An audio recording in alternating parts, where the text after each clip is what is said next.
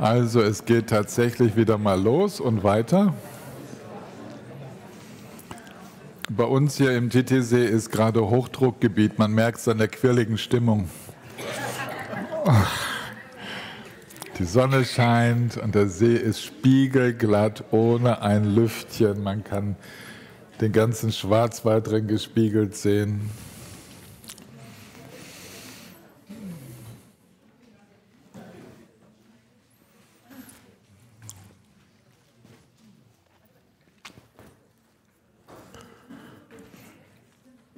Und heute Morgen nehmen wir mal richtig schön Zuflucht zum Buddha, weil der muss mir dann verzeihen, wie ich dann danach seine Lebensgeschichte darstelle.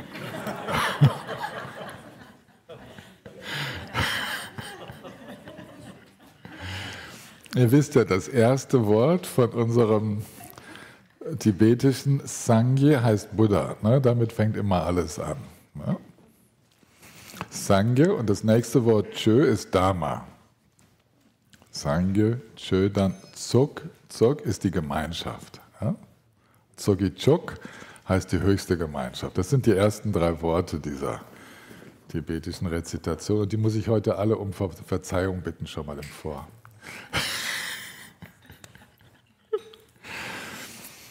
Sangye Chedan Sogen Chonam Lan Janjo Bado Dane Kyapsunjim Dagin Chinsunji Pesenamji Chola Penjir Sangye Jompasho Sangye Chedan Sogen Chonam Lan Janjum Bado Dane Kyapsunjim Dagin Chinsunjim Pesenamjim Chola Penjir Sangye Jompasho Sangye Chedan Sogen Chonam Lan Janjum Bado Dane Kyapsunji Dagin Chinsunjim Pesenamji Chola Penjir Sangye Jompasho Sem chantam jen deva dan devin judan dempan jujin dunai dan dunai jin judan deva jujin dunai mimpen deva dampa damin java jujin nirin chadam nidanda tanam chempola nipa jujin Penden Savela Madam Poche Dagi Chivo Penden Hanshun Kajin Champen Gone Jesonte Koson Toging Adom Saldosam.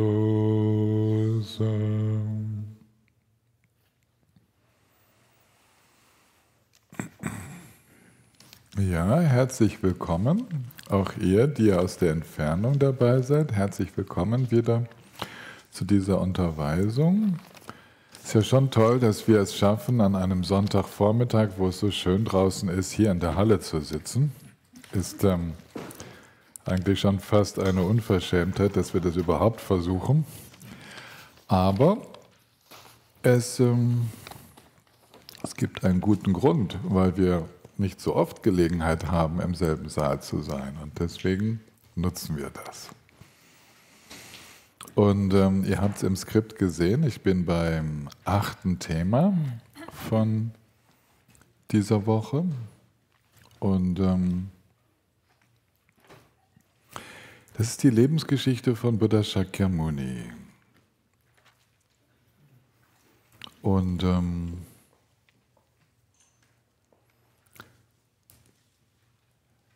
Der Grund, warum ich das einflechte in diesen Grundkurs, ist, dass die Einbettung dieser Unterweisung auch beinhaltet, dass wir ein klein bisschen was von der Geschichte des Buddha Dharma wissen, wie es angefangen hat und wie es sich dann verbreitet hat, wie es zu uns gekommen ist. Also so ein bisschen eine Orientierung zu haben, wäre schon ganz gut.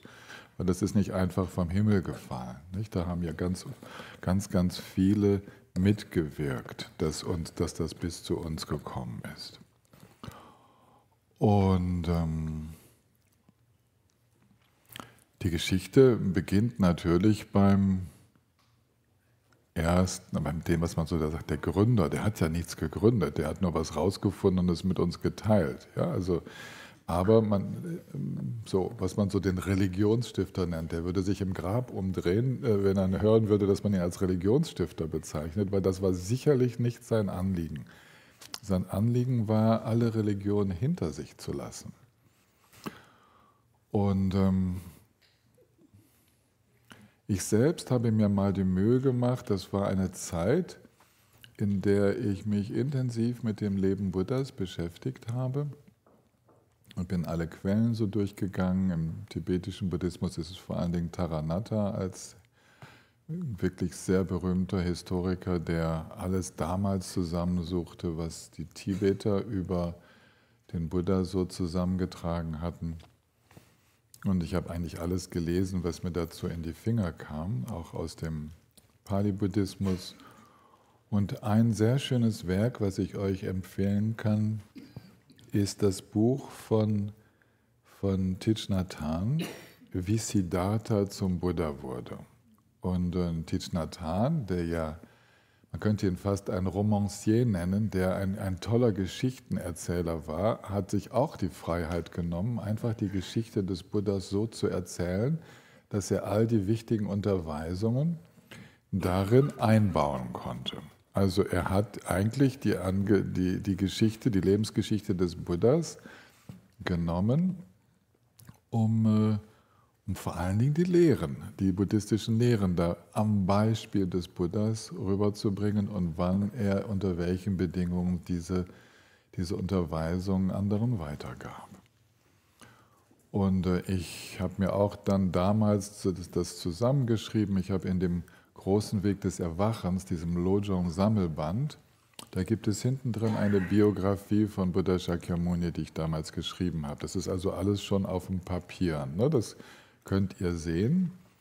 Und auch jetzt in dem neuen Buch, was rauskommen wird, Grundlagen des Buddhismus, das Fred von Eimen geschrieben hat, wo ich jetzt als Co-Autor auftauche, haben wir nochmal eine komprimierte Form dieser Lebensgeschichte des Buddhas mit aufgenommen, die ich heute Morgen angelesen habe, die auch hier im Computer vor mir ist, falls ich da was wissen möchte.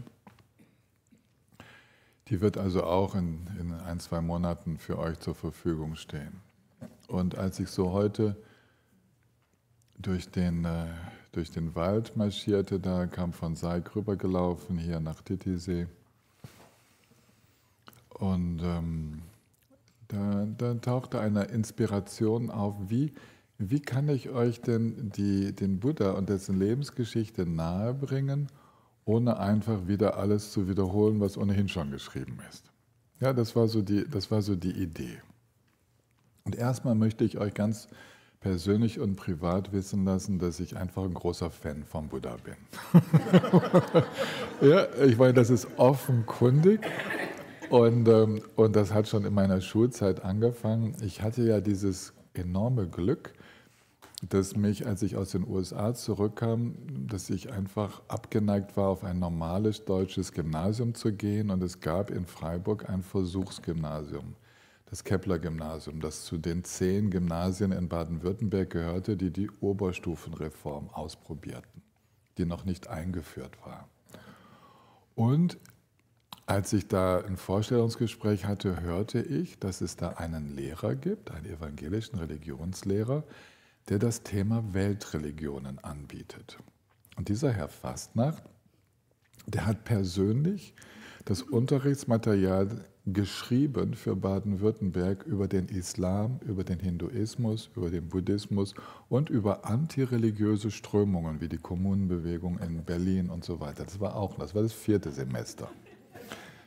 Der hat also auch noch die Gegenbewegung hat er auch noch mit aufgenommen. Und das war mein mündliches Abitursfach. Ja, und ich habe also sehr früh, dank eines sehr engagierten Lehrers, da einen wunderbaren Zugang zu bekommen. Und damals schon wachte der Funke sprang über, speziell für die buddhistischen Lehren.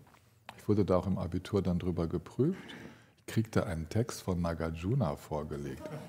In der mündlichen Abiturprüfung, ohne dass gesagt wurde, wer der Autor war. Ich musste ihn in der Zeit datieren und die Inhalte beschreiben und warum das buddhistische Lehre ist. Also es war sehr anspruchsvoll. Der führte uns aber auch super in die hinduistischen Lehren ein und ich war sehr, sehr begeistert von den Advaita-Vedanta-Lehren, damals schon. Ja? Den Islam lernten wir auch auf eine ganz wunderschöne, faire Art und Weise kennen. Und mein Vater behauptete dann später, es wäre diesem Schurken, dem Herrn Fastnacht, wäre es anzulasten, dass ich auf den verkehrten Weg gekommen bin. Weil besagter Herr Fastnacht ist später aus der Kirche ausgetreten und hat sich als Buddhist geoutet. Ja, und das auch sehr zum Missbehagen meines Vaters. Aber der Funke sprang damals über und alles, was ich zu lesen kriegte, ich saugte es auf und bin wirklich ein Fan des Buddhas und seiner Lehren und habe sehr früh mitbekommen, dass eigentlich ein ganz undogmatischer Ansatz verfolgt wurde von dem Buddha. Dass er eigentlich überall bemüht war, die festgefahrenen Anschauungen und die neuen Theorien, die auftauchen zu seiner Zeit, immer wieder darauf hinzuweisen, was dabei irgendwie einfach nur Annahmen über die Wirklichkeit sind und nicht haltbare Annahmen. Ja, also es war so sein Anliegen, eigentlich darauf hinzuweisen, hey Mensch, flüchte dich nicht immer wieder in neue Annahmen über die Wirklichkeit, schau doch mal genau hin. Und das hat mich schon damals so inspiriert,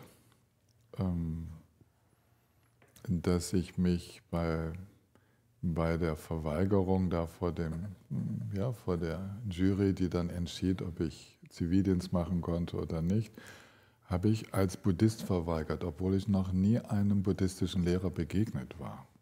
Ich habe einfach gesagt, ich praktiziere die 5 Shilas und es kommt für mich nicht in Frage, jemanden zu töten, ich jag mir lieber selber eine Kugel in den Kopf. Damit hat die Anhörung auch nur irgendwie 10 Minuten gedauert. Und dann war ich wieder draußen und wurde sofort wieder reingerufen, weil die sich schon einig waren, also den können wir nicht zur Bundeswehr einziehen. Aber so stark war die Inspiration, die schon damals rüberschwappte. Und später im Leben, und jetzt mache ich den Sprung in das eigentlich Neue, später im Leben bin ich dann verschiedenen Lehrern begegnet, unter anderem dann Gendön, von dem ihr schon viel gehört habt. Und das waren alles männliche Lehrer. Und aber meine erste Lehrerin war ja eine burmesische Lehrerin, Mother Sayama. Und das war höchst inspirierend, schon mal gleich bei einer Frau in die Lehre zu gehen. Und später bin ich ein Riesenfan von Machikma geworden, der Begründerin des Chö. Machikma war eine Zeitgenössin von Milarepa. Und ist die einzige, sie ist nicht nur die einzige Frau, die eine Linie gestartet hat, so in Tibet, sondern es ist überhaupt die einzige nicht-indische Linie, die voll zum Kanon der tibetischen Linien gehört. Und Machikma war also eigentlich ein Buddha in weiblicher Form in Tibet mitten im Patriarchat. Ja, also Tibet voll in der Hand der Männer, Frauen, ja, geduldet, manchmal durften sie auch was sagen. Es gab ja schon Yeshe Tsogyal, die große Gefährtin von Guru Rinpoche. Es gab immer mal wieder so leuchtende Beispiele, wie Yoginis in Tibet sich durchsetzten. Und Majigma zeigte, dass sie ohne in irgendeinem, das ist der Unterschied zu Yeshe Tsogyal, sie hatte zwar einen Lehrer, Padampa Sangya und so, aber der war völlig im Hintergrund. Der war auch den größten Teil des Lebens gar nicht mehr da. Sie war eine Frau, die für sich, für den Dharma stand und die Synthese aller bisherigen Dharma-Unterweisungen in ihrer Praxis des Chö rüberbrachte. Darüber erzähle ich euch gerne mal. Ich greife die Unterweisung zum Chö wieder auf. Das gehört eigentlich zu meinem Leben dazu. Das habe ich jetzt ein paar Jahre pausieren lassen. Das machen wir wieder. Aber ich werde jetzt die Lebensgeschichte des Buddhas so darstellen, als ob es eine Frau wäre, als ob es eine Frau gewesen wäre. Weil der Buddha hatte auch keine Chance. Als es Zeit war, sich in Indien zu manifestieren, um den Dharma zu lehren, hatten Frauen keine Chance. Okay? Es gab in der vedischen Tradition keine Unterweisung für Frauen. Es gab noch keinen indischen Tantrismus, wo das dann später möglich war. Frauen blieben zu Hause und kümmerten sich um Herd und Kinder und Familie und kriegten null Unterweisung. Die brahmanische Tradition gab ihnen keine Unterweisung. In der Zeit war es nur möglich, als Mann etwas zu bewegen in der Gesellschaft. Okay? Und jetzt drehen wir das Ganze mal um und ich nehme mir diese Freiheit der erzählerischen Improvisation. Ja? Und ich hoffe, ihr verzeiht mir das.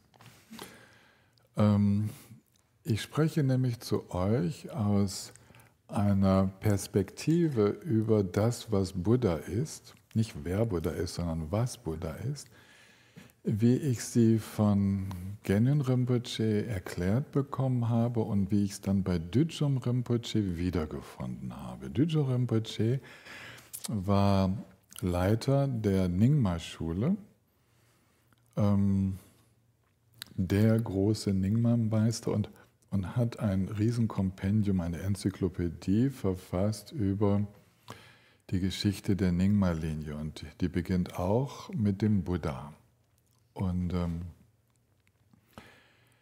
der beschreibt sehr schön, welche verschiedenen Sichtweisen des Buddhas es gibt.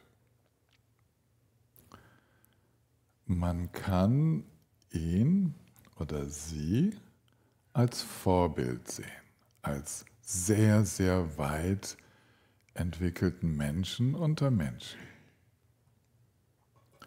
Sie geht uns voran, sie inspiriert uns und sie ist wie so der Leitstern, ein unglaublich inspirierendes Bild. Und ihr wisst ja, in der Nyingma-Linie, genauso wie auch in Kagyu und so, ist die Mann-Frau-Vereinigung Symbol dessen, was eigentlich Buddha ist. Okay.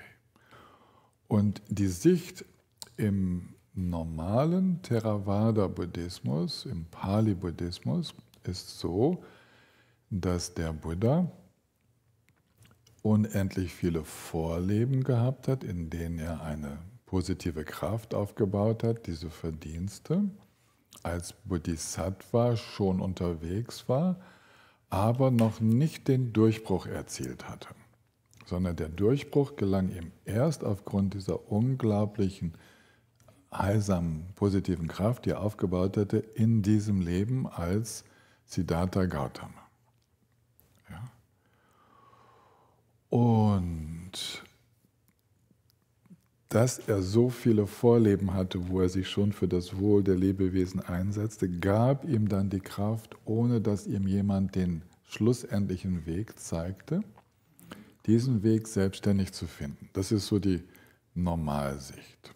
Und dann gibt es die nächste Sicht des Buddhas, dass er schon in vielen Leben ein verwirklichter Bodhisattva war. Also jemand, der schon Einsicht in die Natur des Geistes hatte, aber noch nicht ein vollkommener Buddha geworden war. Also es gab immer noch einige Schleier. Und dass er dann in diesem Leben als Siddhartha, dass er da die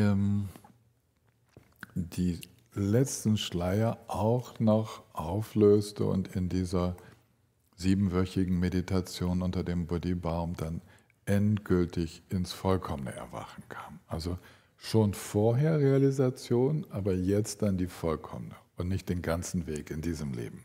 Ja? Und dann gibt es die Mahayana-Sicht, die dann auch im tantrischen Mahayana gang und gäbe ist, dass der Buddha immer schon erleuchtet war und sich jetzt in einer spielerischen Manifestation, die Lebensgeschichte des Buddhas auf Sanskrit heißt Lalita Vistara, das ist der spielerische Tanz der Befreiung, eigentlich kann man das übersetzen, dass er sich jetzt nur nochmal als Buddha in einer langen Serie voll erwachter Manifestationen zeigt und dass das ganze Ding mit dem geboren werden und aufwachsen zu Hause, entsagen und dass das eigentlich alles nur ein Spiel war, um allen irgendwie das Gefühl zu geben, auch Mensch zu sein und all die menschlichen Hindernisse überwunden zu haben und dann das Erwachen zu manifestieren, sodass das aber eigentlich von Anfang an schon vom Erwachen durchdrungen war. Und dann gibt es noch die super-tantrische Sicht, die sagt, dass er das gleichzeitig nicht nur in dieser Welt gemacht hat, sondern gleichzeitig auch noch in vielen anderen Welten unterrichtet und unendlich viele Emanationen vom Buddhas, die man gar nicht voneinander unterscheiden kann, gleichzeitig simultan in unendlich vielen Universen, Galaxien, Planetensystemen aktiv sind, um den Weg der Befreiung zu zeigen. Düdjom Rinpoche beschreibt das so wunderbar, diesen Fächer von Möglichkeiten, wie wir Buddha betrachten können. Und alles hat was für sich. Alles hat wirklich etwas für sich. Alles ist sehr, sehr inspirierend. Vom quasi normalen Menschen, der das menschliche Potenzial in diesem Leben befreit und uns ein Ratgeber und Vorbild ist, bis hin zu dem, wo es eigentlich gar nichts mehr zu erwachen gibt, weil das Erwachen ja schon in ihm ist, genauso wie es in uns ist. Das ist ja die tantrische Sicht, dass das eigentlich alles schon da ist und dass es sich nur noch befreit, bis hin zu dieser Sicht, wo wir eigentlich alle schon als Buddhas unterwegs sind. Ja, also hat alles sehr inspirierende Sicht. Und da habe ich mir heute gedacht, ja, dann kann ich ja auch mal einfach so tun, als würde Gautami Siddharthi auf die Welt kommen, als die erste und einzige Tochter von ihren Eltern, von Shuddhodana, ihrem Vater, und Mayadevi, ihrer Mutter. Und es blieb auch nur bei einer Tochter, hochgeliebte Tochter, weil Mayadevi 7 Tage nach der Geburt verstarb. Petra, wo steckst du? Da ist doch wahrscheinlich Kindbettfieber im Spiel gewesen. Wie auch immer, warum stirbt eine Mutter 7 Tage nach der Geburt? Ne? Also wird unsere Siddharthi, Gautami, wird großgezogen von der Schwester ihrer Mutter, Yashodhara. Yashodhara und Shuddhodana, ihr Schwager, kümmern sich um die bestmöglichen Bedingungen für diese wunderbare Tochter. Und die Mutter hatte ihnen erzählt von einem außerordentlichen Traum während der Schwangerschaft, also bevor die Schwangerschaft begann, dass ein weißer Elefant in ihre Flanke eingetreten sei und ein Geschenk hinterlassen habe. Und als die junge Siddharthi auf die Welt kommt, werden, ob ihr es glaubt oder nicht, die 3 Weisen aus dem Morgenland eingeladen. Dieselben 3 Weisen aus dem Morgenland, die später bei Christus an der Krippe standen. Es wurden 3, es ist nur, wir befinden uns einfach 4 Jahrhunderte früher. Die sind einfach gut im Geschäft. Ja? Und die wurden eingeladen, diese Rishis, so nannte man sie, diese Rishis wurden eingeladen und waren bewandert in der vedischen Astrologie und waren selber hochentwickelte Praktizierende mit hellsichtigen Fähigkeiten. Und die sagten zu den Eltern, also zur Ziehmutter und zu dem Vater, dass da ein unglaubliches Potenzial in ihrer Tochter liegt. Entweder wird sie zu einer Weltenherrscherin, also zu einer Herrscherin über ganz Indien, oder sie wird eine große spirituelle Heilsbringerin, eine vollkommen Erwachte, die den spirituellen Weg anderen eröffnet. Und Shuddhodana war geschockt, weil er wollte eigentlich Nachfolge für diese Republik. Die Republik der Shakyas war nämlich so aufgebaut, dass jeweils die Ältesten der Republik den sogenannten König erwählten, das war und der für, solange die Bedingungen zusammenkamen, er und sein Haus für das Wohl dieser etwa 70.000 Personen sorgte. Es war eine kleine Republik an den Ausläufern des Himalayas im heutigen Nepal, also im ganz südlichen Nepal, dort wo es schon in die Gangesebene übergeht. Und dort lebten sie und Shuddhodana hatte eigentlich das Bedürfnis, dass die Linie weitergeht. Und seine Frau war ja gestorben. Und so setzte er alle Hoffnung in seine Tochter. Und schaute, dass sie die bestmögliche Ausbildung bekam. Und stellt euch vor, inmitten dieses Patriarchats sorgt er dafür, dass die Tochter alle Unterweisung in den Veden bekommt und dass sie in Astrologie und Astronomie ausgebildet wird, dass sie Mathematik lernt, dass sie in der Schriftkunde, in der Literatur bewandert ist. Und später sagt man von der Buddhi, die auch Siddharthi genannt wird, dass sie spontan jederzeit in Versform den Dharma unterlehren konnte, wenn das angesagt war, dass sie singen konnte, dass sie bewandert war in all den Schriften, in all den Übertragungen der Veden, dass sie all die Gebräuche kannte und dass selbst die Brahmanen, die sonst nie einer Frau zuhören, dass sogar die ihr zuhören. Und das andere, ihr könnt euch das hier leicht übersetzen in die männliche Form, aber es macht einfach viel mehr Spaß, mal zu sagen, hey, es hätte auch anders laufen können. Heute würde sich vielleicht so eine erwachte Manifestation als Frau vollziehen können, weil die Möglichkeiten doch gegeben sind, auch als Frau gehört zu werden. So. Das war so lustig, als Trungpa Rinpoche gefragt wurde, wie er denn wohl wiederkommen würde, sagte er, ja, vielleicht als Japanerin. So. Ja, also einfach nur, es steht im Raum. Ja, wir können jetzt auch als Frauen diesen Weg gehen.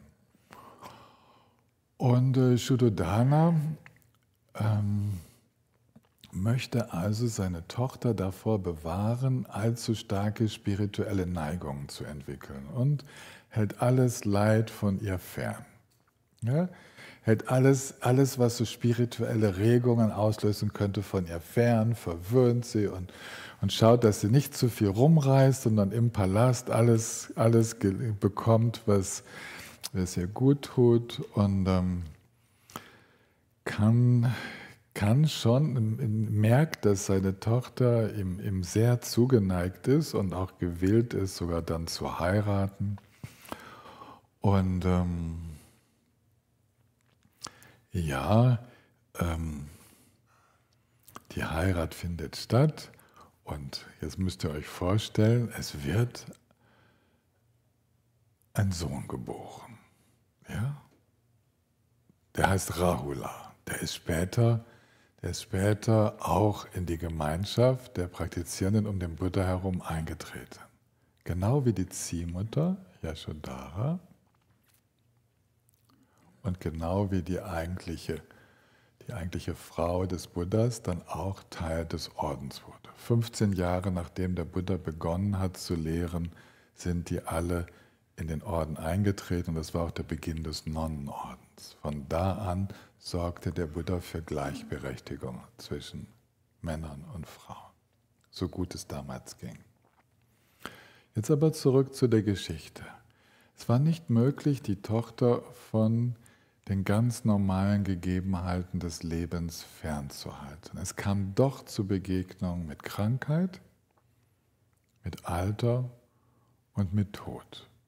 Obwohl der Vater alle Anstrengungen unternahm und ganz blöd gelaufen ist es, als dann auch noch eine Begegnung mit einem spirituellen Lehrer stattfand. Also einem Wanderlehrer, der dem Siddharthi Gautami begegnet ist und wo der Funke übersprang, es gibt noch was anderes im Leben als dieses Aufgehen im Vergnügen, in den Sinnesfreuden und so. Es gibt hier Praktizierende, es gibt Yogis und Yoginis, die auf dem Weg sind, einen Ausstieg aus dem Leid zu finden. Und das hat sie zutiefst inspiriert, den Weg zu finden. Und für diejenigen, die die Geschichte von Machikma, der Begründerin des Chö, kennen, das ist bei der genauso abgelaufen. Ja. Und die Machikma hatte es dann recht leicht, weil sie ihre Ausbildung, die kriegte nämlich auch keine richtige Ausbildung zu Hause, aber die war genauso hochintelligent wie der Buddha. Die hatte so eine Fähigkeit, so einen wachen Geist, dass sie eben nur das Lesen lernte und so gut lesen lernte, dass sie von all den buddhistischen Klöstern und Laienpraktizierenden angestellt wurde, die buddhistischen Texte vorzulesen. Sie bekam durch ihre Fähigkeit zu lesen ganz, ganz viele Gelegenheiten, ein wenig Geld zu verdienen, ein wenig Unterstützung zu bekommen für ihre Familie und lernte die besten Texte der Überlieferung kennen und hatte die Fähigkeit, die zu behalten und sogar zu verstehen. Bei dem Buddha, unserer Buddhi, lief das so, dass alles frei Haus geliefert wurde und sie bei den besten Lehrern der Gegend lernen konnte. Auch noch unglaublich sportlich, unglaublich robust in der Gesundheit. Und was robuste Gesundheit bedeutet, durfte ich bei Gennen Rinpoche hören, was das bedeuten kann. Gennen Rinpoche, ich war ja dann sein Arzt, erzählte mir, dass er bis ins Jahr 1959, also bis ins Alter von 50 Jahren, kannte er nicht einmal Fieber. Er war nie so krank gewesen, dass er etwa Fieber gehabt hätte. Er sagt, ich war einfach nie krank. Und ihr wisst aus den Geschichten von Gennen Rinpoche, dass er durch Tibet reiste, ohne je ein Dach über dem Kopf zu akzeptieren, im Schnee draußen übernachtet hat, in den Schneestürmen, dass er das Gelübde hatte, keine Nahrung mit sich zu tragen und so weiter. Also unter welchen Bedingungen. Und dass er dann ja mal 7 Jahre in so einer Guru Rinpoche-Höhle hoch oben in den Bergen war, so auf 5000 Metern. Und ja, also nur wie Milarepa, nur mit so einem Baumwolltuch bekleidet, also nur mit dem Tummo und so. Das war ja noch in unserer Lebenszeit, ja. Und das ist, was mit robuster Gesundheit und Kraft gemeint ist. So war auch Milarepa unterwegs und sowas sagt man auch von Gautami, von Siddhartha, dass sie einfach von sehr robuster Gesundheit war.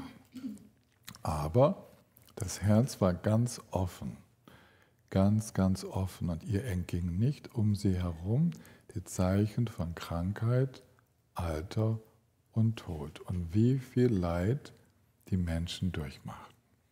Und der Wunsch entstand, eine Lösung zu finden.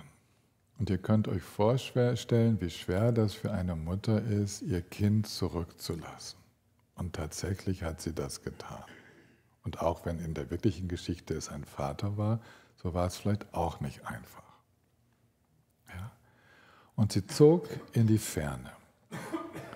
Und die erste Station, sie war ja noch ganz gekleidet wie eine Prinzessin, die erste Station war das, was wir ein Stupa nennen, ein ziemlich verfallenes Monument, das einem früheren Buddha geweiht war. Und vor diesem Stupa, das dem früheren Buddha Kasyapa geweiht war, schnitt sie sich mit einem Schnitt die gesamte Haarpracht ab und sagte, und ab jetzt gehe ich den Weg der Entsagung. Ich gehe den Weg, nicht mehr einfach den Sinnesfreuden zu folgen, sondern ich möchte den Weg finden, der aus Mitgefühl geboren und in Weisheit fußend das Ende des Leides aufzeigt. Das Ende dieses sich immer wiederholenden Leidens, was um mich herum zu sehen ist. Und sie nahm dieses Gelübde vor diesem Stupa und tauschte ihre Kleider mit einer Jägerin, es war in Wirklichkeit ein Jäger, mit einer Jägerin, die in Lumpen daherkam, gab diese Jägerin ihr edles Gewand und nahm die gelben Lumpen der Jägerin und zog darin weiter mit geschnittenem Haar und schickte ihre Dienerin nach Hause mit ihrem Pferd, um denen zu Hause zu sagen, sie mögen sich keine Sorgen zu machen, nicht nach ihr suchen, sondern sie würde jetzt den Weg der Praxis gehen. Und tatsächlich ging sie zog zu den beiden besten, den berühmtesten Lehrern der damaligen Zeit. Die Geburt des Buddhas wird heute so auf 460 vor Christus datiert und der Tod des Buddhas auf 380 vor Christus, also früher, als was wir früher mal gelernt haben. Nur kleiner Zwischenbemerkung, die Datierung des Buddhas wird möglich dadurch, dass der Buddha 5 Schüler hatte, die berühmte Fürsten, also Maharajas waren, große Fürsten. Und obwohl es keine Zeitrechnung, keine Datierung gab in Indien, lassen sich die Genealogien, also die Stammbäume dieser Fürsten zurückverfolgen und aus den Stammbäumen der Folgen und den Lebenszeiten, wo man es noch weiß, lassen sich die Querverbindungen zum Buddha herstellen. Und das ist eine sehr aufwendige Forschung gewesen, aber inzwischen können wir davon ausgehen, dass wir jetzt ist der Buddha, wo wir so sprechen, die Buddhi ist jetzt gerade 29 Jahre alt. Okay? Und wir sind im 5. vorchristlichen Jahrhundert. Und sie zieht los in einer Zeit, wo es in Indien gibt es eine Aufbruchsstimmung. Und diese Aufbruchsstimmung in Indien, die war eingeleitet worden dadurch, dass wir jetzt am Beginn des Eisenzeitalters sind. Es wird zum Beispiel berichtet, dass der Vater Shuddhodana seine Tochter damals mitnahm zu einer Zeremonie, wo er die ersten Ackerfurchen pflückte, also mit Ochsen vor einem Flug, und der Flug ging durch die Erde und das war so ein Metallpflug. Und seitdem diese Metallpflüge eingeführt wurden, erzeugten die Bauern in Indien einen Überschuss an Nahrungsmitteln. Die Gemeinschaften hatten mehr Nahrung, als sie früher hatten. Und das ermöglichte Indien damals, im 5. vorchristlichen Jahrhundert, dass jetzt ganz bescheidene Menschen, die mit sozusagen den Abfällen und ganz wenigem zufrieden waren, dass die sich ein freies Leben erlauben konnten und herumzogen und von dem, was Menschen ihnen abgeben konnten, als Wanderasketen, als Wanderyogis und Yoginis leben konnten. Es war wichtig, nie an einem Ort zu bleiben, damit man kein Dorf, keine Gemeinschaft zu sehr belastet. Deswegen waren die meisten so unterwegs und einige lebten in den Wäldern und sammelten sich ihre Nahrung zusätzlich noch. Aber es war eine Zeit, da gab es Nacktasketen, da gab es welche, die so Tapas praktizierten, also mit Praktiken zum Beispiel des nur noch Stehens und nicht mehr Schlafens oder der Nahrungsreduktion bis hin zur völligen, also nur noch mit ein paar Körnchen pro Tag leben und so weiter. Der Buddha übte das dann später auch, aber es war auch eine Zeit, zum Beispiel ist in derselben Zeit wie der Buddha ist der Jainismus entstanden, mit Mahavira. Es war ein Zeitgenosse, die haben sich auch getroffen. Es war eine sehr florierende Gesellschaft, wo die einen an Atman glaubten und die Vereinigung von Atman und Brahman, dass die persönliche individuelle Seele sich mit dem Göttlichen verbinden konnte. Es gab welche, die waren in einem Pantheon von Göttern unterwegs, andere waren total materialistisch unterwegs. Es gab existenzialistische Strömungen, wo Existenz und die Dinge, die Phänomene sind reell, wo das im Vordergrund stand. Es gab nihilistische Strömungen und das alles wissen die heutigen Indologen. Davon gibt es alles Spuren, was es da alles so gab zu der Zeit. Der Buddha war in diesem Umfeld unterwegs und er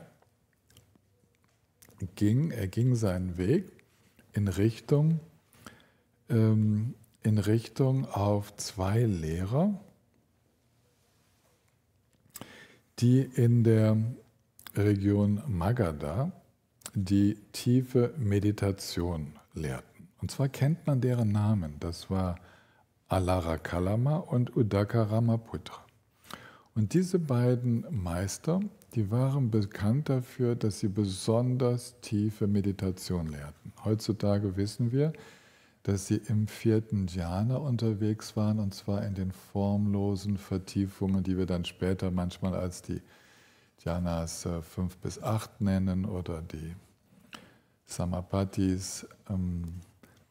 Also jedenfalls in Versenkungsstufen, wo alles nur noch Raum und Geist wird und die Erfahrung total subtil wird, ohne die geringste Gedankenbewegung.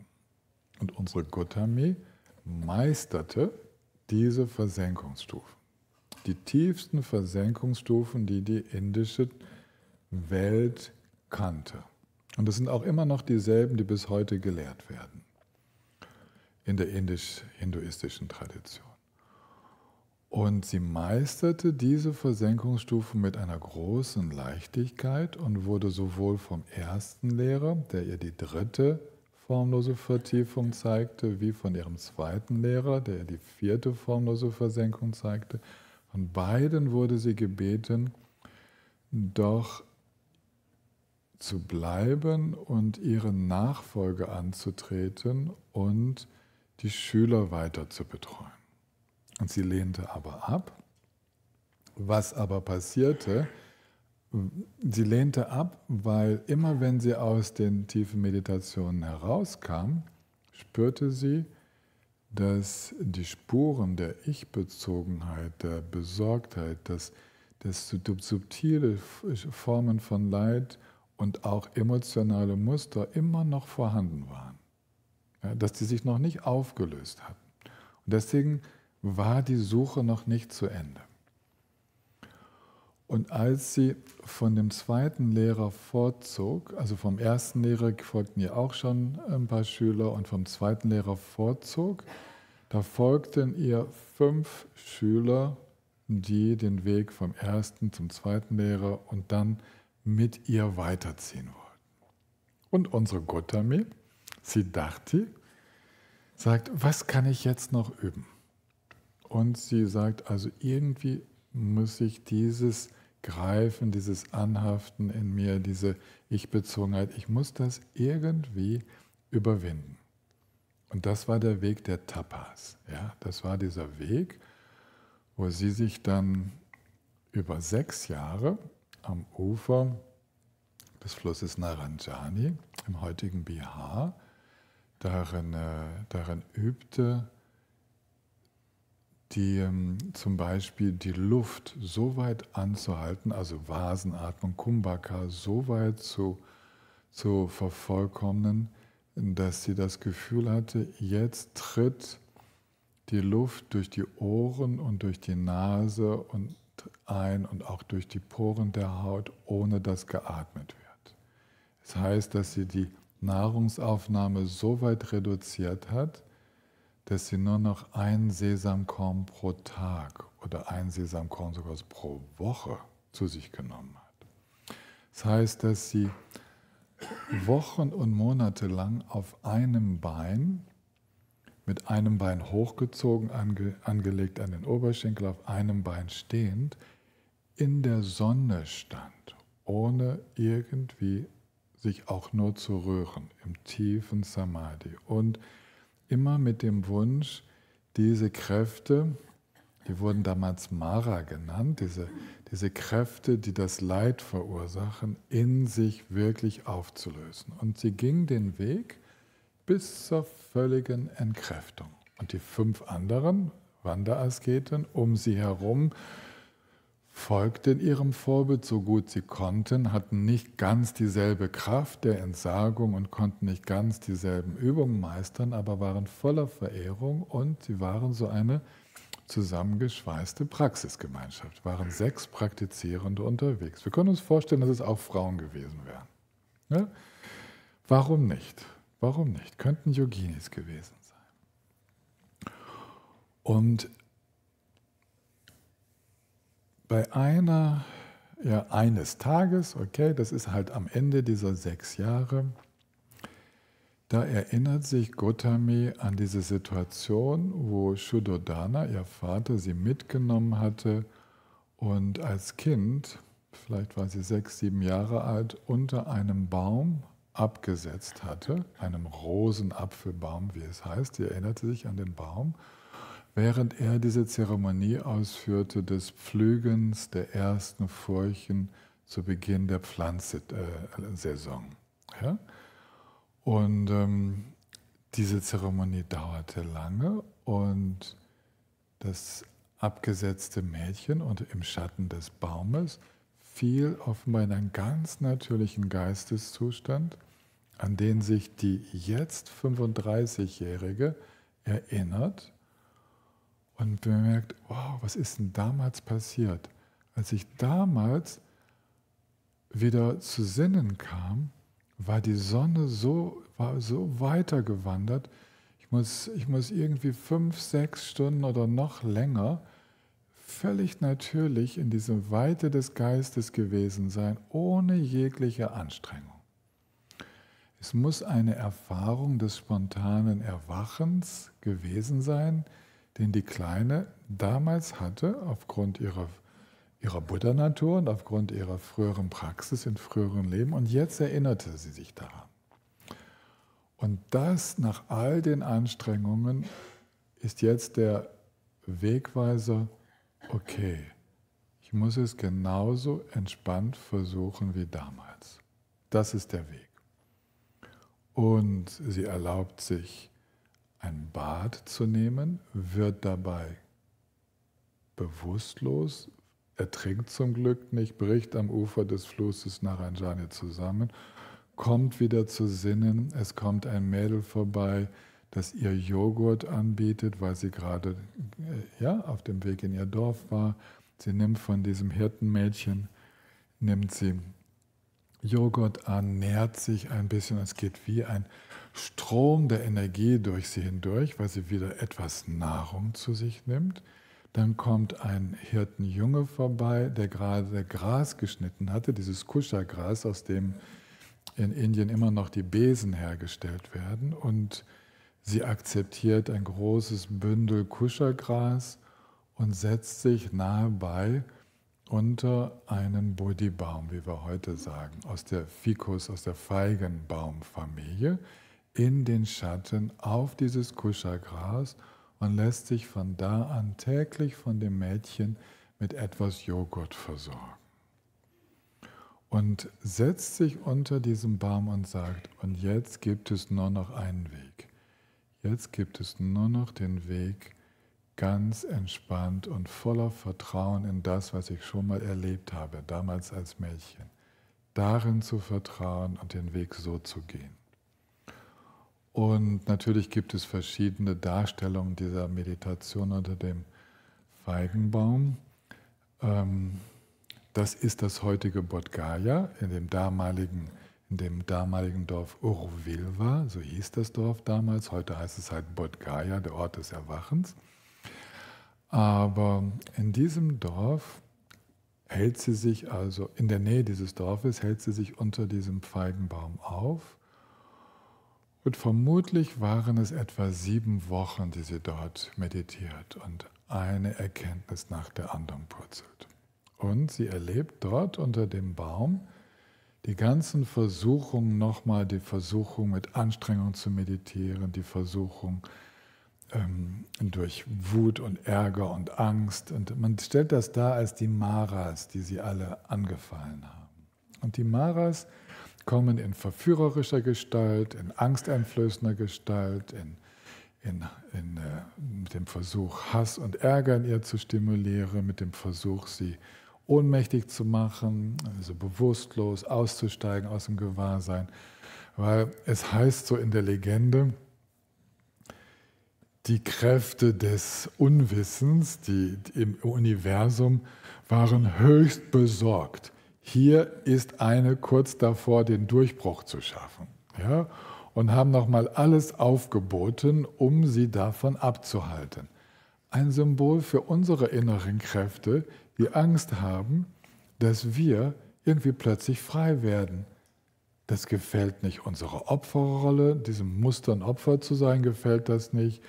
Dem Mustern der Bequemlichkeit hilft das nicht, dem Mustern immer Recht zu haben, gefällt das nicht.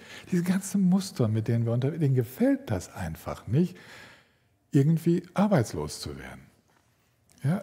Und die kommen alle auf den Plan und versuchen nochmal, ja, und wir erleben das auch, wenn wir länger sitzen bleiben. Wir machen ja immer nur kurze Meditation. Wenn wir länger sitzen bleiben und uns nicht bewegen und einfach nur das Nötigste machen, um uns zu ernähren und einfach dranbleiben, dann kommt alles auf den Plan. Ja, also wir erleben auch diesen Angriff der Maras, der so symbolisch so dargestellt wird, als ob es da einen Mara gegeben hätte, der was dagegen gehabt hätte, dass jemand hier Erleuchtung erlangt. Eigentlich sind das die intrapsychischen Kräfte, die da aktiv werden. Darüber sind sich alle inzwischen einig. Keine buddhistische Tradition behauptet, es gäbe ein Mara. Es gibt Maras, die werden benannt. Mara der beeinträchtigten Geisteszustände, Klesha Mara. Skanda Mara, die Mara der Identifikation mit unseren Daseinsfaktoren. Mriti Mara, den Mara des Todes, die Angst vor dem Tod und das Festhalten am Leben. Devaputra Mara, der Mara des Anhaftens an Sinnesfreuden. Das sind die 4 Maras der buddhistischen Tradition. Keiner von denen ist eine Person. Okay? Gibt keinen Teufel und so, nichts dergleichen. Also einfach diese Kräfte, diese Gewohnheitsmuster. Und mit denen hat sie es zu tun unterm Bodhi-Baum. Und mit der Kraft des Vertrauens und der Entspannung geht sie dahin durch. Und dann kommt die Zeit der ersten Unterweisung. Und die ersten Unterweisung kriegt das Mädchen mit dem Joghurt, der Hirtenjunge, dann noch jemand, den sie auf dem Weg begegnet, der Name ist auch bekannt. Ihre beiden Lehrer, zu denen sie zuerst hingehen möchte, sieht sie aufgrund ihrer Hellsichtigkeit, dass die beide schon verstorben sind. Die wussten das ja auch, deswegen hatten sie ja gebeten, vor 6 Jahren ihre Nachfolger zu übernehmen. Die sind leider nicht mehr da und sie erinnert sich an die 5 Weggefährten. Die 5, ja, und sieht mit dem inneren Auge, dass die sich in der Nähe von Benares, von Varanasi aufhalten. Und dort im Hirschpark von Sarnath bei Varanasi, also Hirschpark sagen wir, eigentlich es waren so Krishnasara-Antilopen, die dort sich, Gazellen eigentlich, die sich da aufhielten, in diesem wunderschönen Hain, natürlich ohne Zäune und sowas, ja, also in diesem Hain, wo sich diese Tiere so wohlfühlten, da findet die erste Unterweisung statt. Und den Rest der Geschichte erzähle ich euch nach der Pause.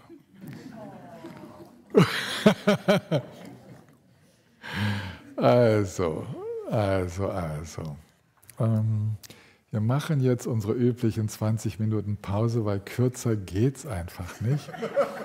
Und dann geht's weiter. Und dann mache ich es vielleicht so wie Thich Nhat Hanh, dass ich vielleicht hier und da auch eine Meditationsanweisung mit einflechte. Ja, dann können wir ein bisschen meditieren.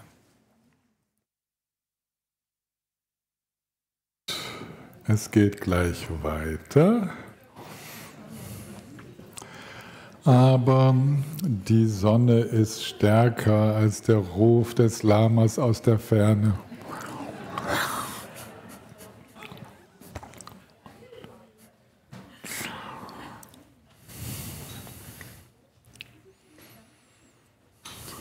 Dafür sind wenigstens die Zoom-Teilnehmenden ziemlich treu. Die sind dann zumindest, einige sind da. Und während ich hier verpönt werde von denen, die im Saal eigentlich dabei sein könnten, kann ich mich ja euch zuwenden. Es ist ganz wunderschön, euch zu sehen. Ja, ganz, ganz wunderbar. Kannst du mir den zweiten Bildschirm auch noch einblenden, dass ich die anderen Videos sehen kann? Oh ja, da seid ihr. Wunderschön, euch zu sehen. Petra, du hast es ja nicht mal von Seig aus hier rüber geschafft.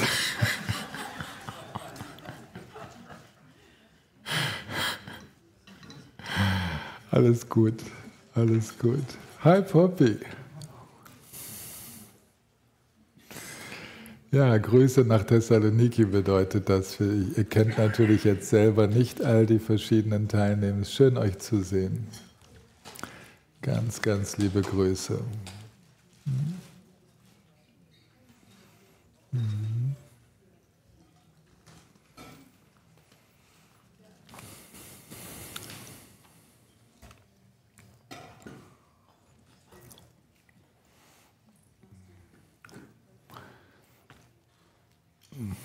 Was jetzt die Fortsetzung angeht, möchte ich noch mehr als bei diesem wesentlichen Anfangsteil der Geschichte, möchte ich nochmals einfach mehr das erzählen, was nicht so in den Büchern steht und nicht so leicht, was ich nicht schon aufgeschrieben habe und so und andere auch nicht geschrieben haben.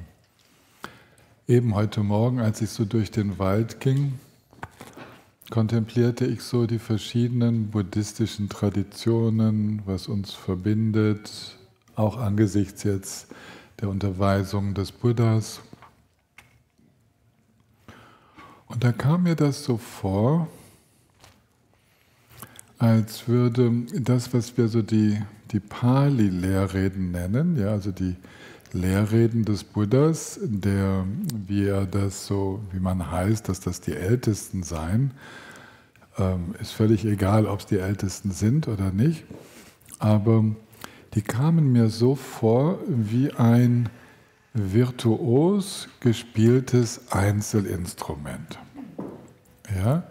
kam mir so vor, wie wenn ein unglaublich geschickter Geigenspieler, eine geschickte Geigenspielerin oder Gitarristin oder eine Pianistin oder so, wirklich unglaublich virtuos, aber gut erkennbar die Grundmelodien, das Thema immer wieder angibt. Und dann habe ich dran gedacht, ja okay, das ist das Grundthema und das zieht sich durch. Und das zieht sich durch die ganze buddhistische Lehre hindurch. Und dann, wenn der Mahayana kommt, das ist so ein bisschen wie wenn plötzlich Saxophon mit reinkommen würde. Oder einfach, es kommen mehr Instrumente dazu und das Ganze wird breiter, die Musik wird breiter und erreicht mit unterschiedlichen Besetzungen mehr Menschen. Das ist die Idee. Es kommt ja in der Übertragung der Lehrreden des Buddhas, kommt mit dem Mahayana, kommt ja die visionäre Übertragung dazu. Die behaupten ja, und ich denke, das stimmt, dass bis heute das, was wir Buddha nennen, gar nicht aufgehört hat zu lehren. Die Mahayana-Sutras sind ja nicht Sutras, von denen behauptet wird, dass das tatsächlich so stattgefunden hat. Das geht gar nicht. Wenn ihr mal guckt, was da alles auf diesem kleinen Geierhügel bei Rajgir stattgefunden haben soll, das passt einfach geografisch nicht auf diesen kleinen Hügel. Das geht gar nicht. Wird auch gar nicht behauptet. In den Mahayana-Sutren ist es immer gerade klar, dass da Hunderttausende von denen anwesend waren und ein paar Millionen von denen und dann noch, ja und übrigens die ehemaligen alten Schüler des Buddhas waren auch noch da, aber die mussten halt zuhören, was da in diesem Bodhisattva-Lehrreden so gelehrt wurde. Es handelt sich um ein visionäres Geschehen. Ja, und diese visionäre Dimension des Buddhismus, die ist ein bisschen so, als würde so ein jazziges Element in die klassische Musik hineinkommen. Ja, es kommt etwas hinzu, was nicht nur die Improvisation einer sehr versierten Musikerin ist über das Grundthema der Befreiung von Leid, sondern es kommt ganz viel sehr freudige Vielfalt hinzu, eine Ausweitung dieses Grundthemas in alle Bereiche des Lebens. Und wenn ich dann dran denke, was im tantrischen Buddhismus dann noch dazu kommt, das ist, als ob wir ein ganzes Orchester zur Verfügung hätten. Und manchmal ist es ein bisschen schwierig, in dieser Orchestermusik das Grundthema noch zu erkennen, weil so viel los ist. Aber das Grundthema wird immer durchgehalten. Es ist immer da, es taucht immer wieder auf in verschiedensten Variationen. Dieselben Inhalte, die wir in den alten Lehrreden wiederfinden, spielen auch in der großen Musik. Das sind die zentralen Themen. Das ist auch das, was wir hier im Dharma-Grundkurs miteinander durchgehen. Aber im Laufe der Jahre ist aus der Solo-Verführung des Buddhas oder der Buddhi zu Lebzeiten ist halt ein Konzert mit Riesenorchester geworden, mit unglaublich vielen Möglichkeiten. Und ich denke, es ist wichtig, wenn wir die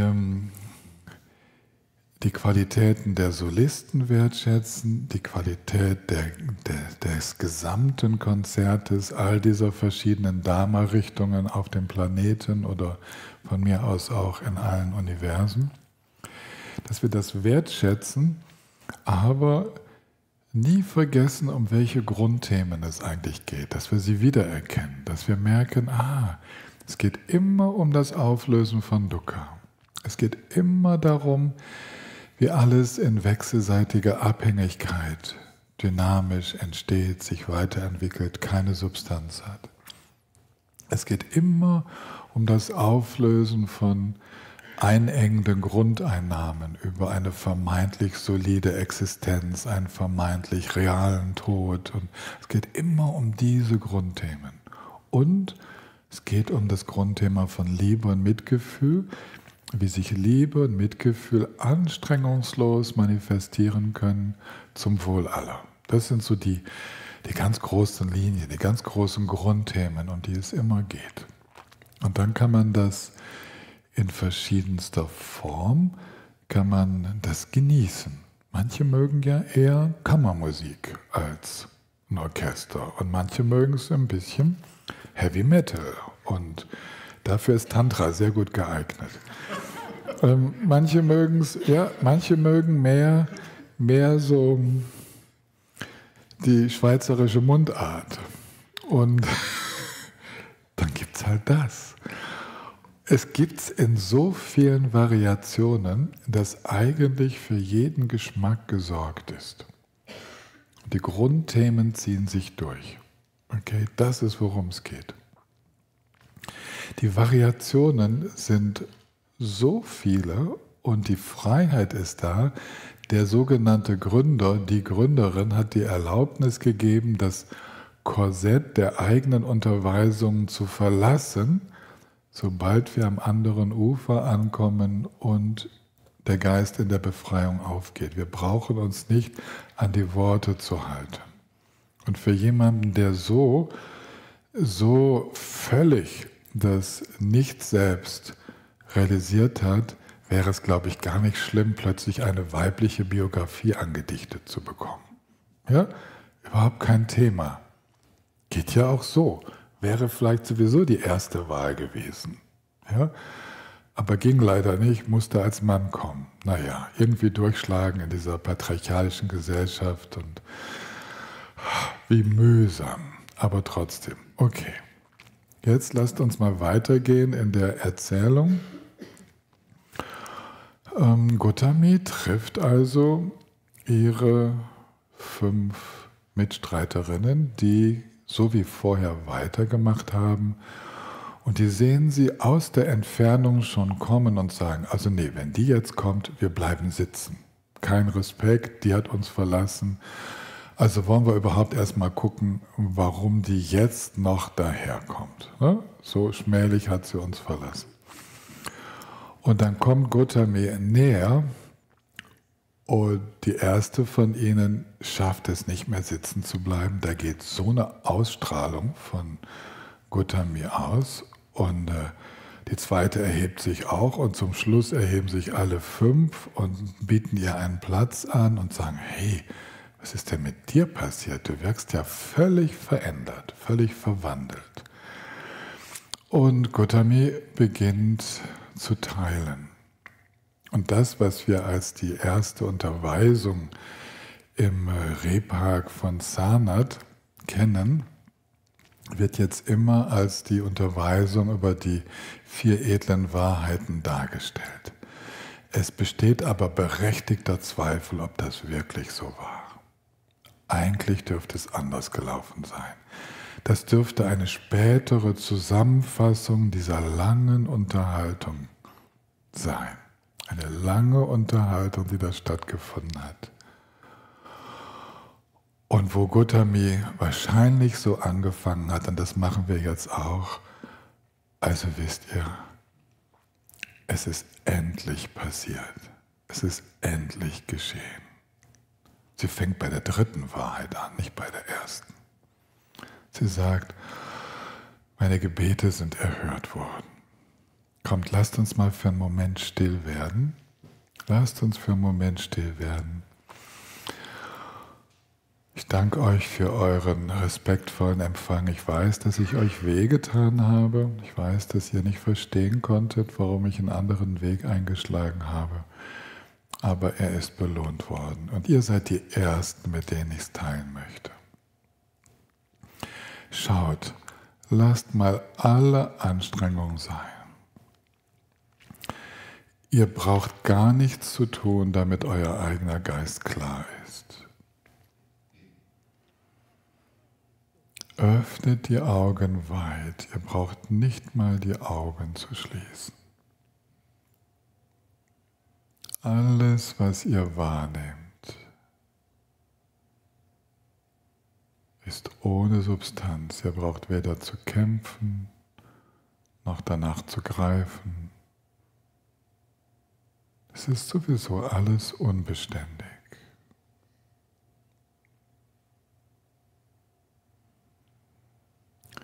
Und vertraut euch selbst, vertraut eurer eigenen Grundnatur. Das Erwachen ist ohnehin schon da, es gibt gar nichts zu tun.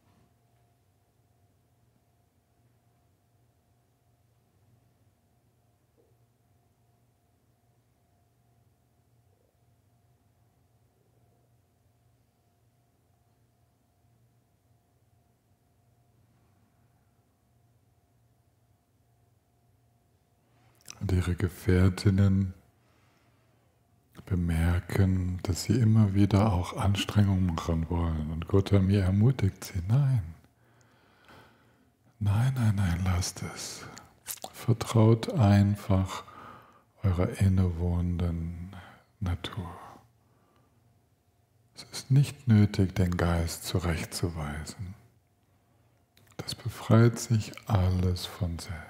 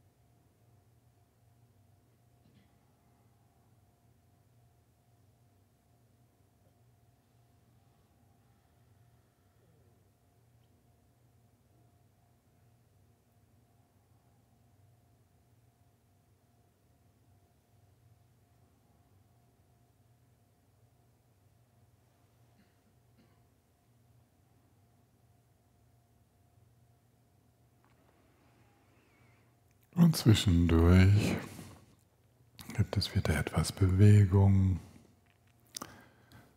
Und Gotami erzählt, dass sie verstanden hat, dass es nicht gut ist, den Körper zu kasteien, dass der Körper kein Feind ist, sondern ein Helfer in der Praxis.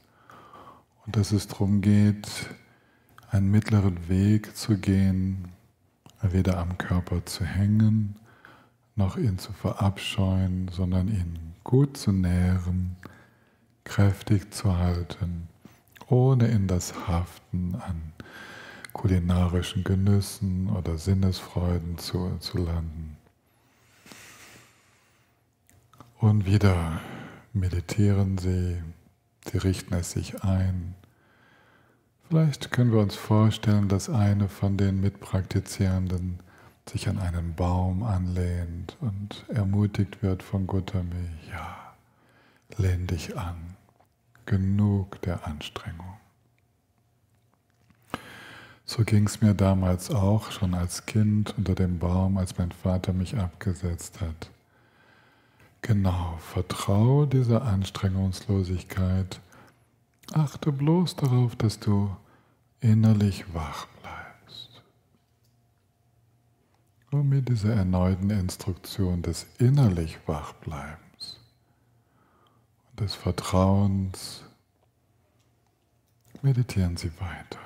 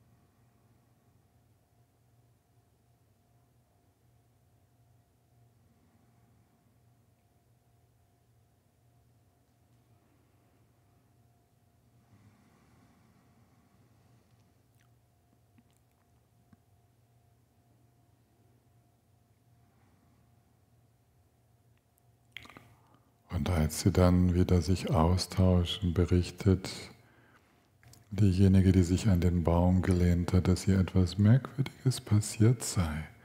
Sie sei wie eingeschlafen vor Erschöpfung, aber innerlich sei alles wie hell gewesen. Und sie hört von Gotami ganz genau, der Geist ist eigentlich von dieser lichthaften Natur. Selbst wenn du einschläfst, ist immer noch die Natur des Geistes, dieses feine, lichte Gewahrsein.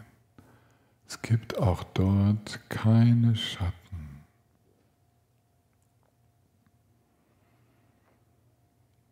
Und das heißt, dass in dieser ersten Unterweisung eine von ihren Gefährtinnen bereits den Stromeintritt erlangt.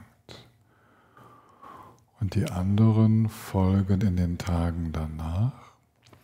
Und sie verbringen ein paar Wochen so im Austausch, in der Meditation.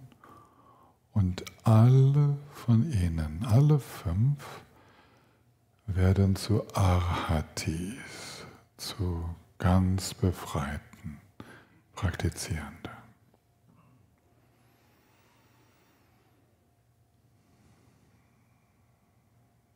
Es war im Frühjahr, als sich Gotami unter den Bodhi-Baum setzte. Das Frühjahr ist jetzt abgeschlossen, es geht in den Sommer. Die 6 ziehen weiter.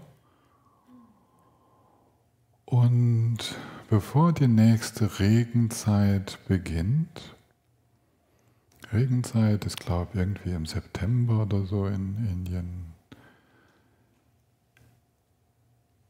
sind sie schon 60 Praktizierende.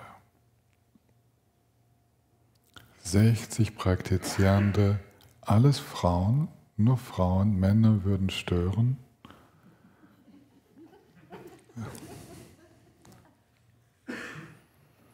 Sie wollen erstmal unter sich bleiben. Und alle finden den Weg in die völlige Befreiung. Und sie verbringen die erste 3-monatige Regenzeit als diese Gruppe von 60.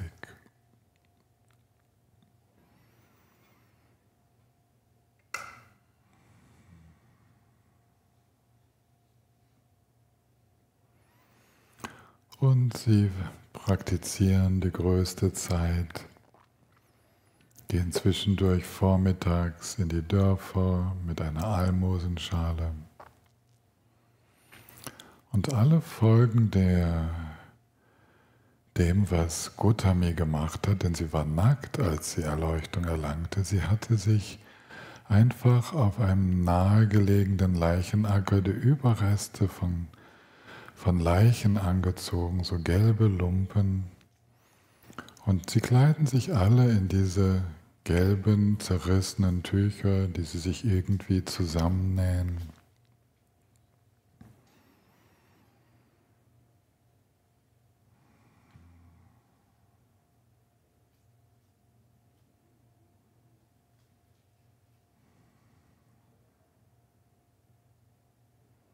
Und sie werden bekannt als die Schülerinnen von Gotami.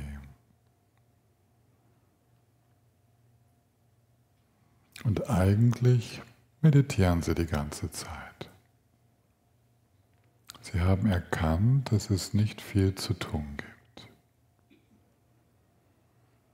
Und aus Respekt vor der Bevölkerung in den umliegenden Dörfern ziehen sie jeweils weiter, um niemandem zur Last zu fallen.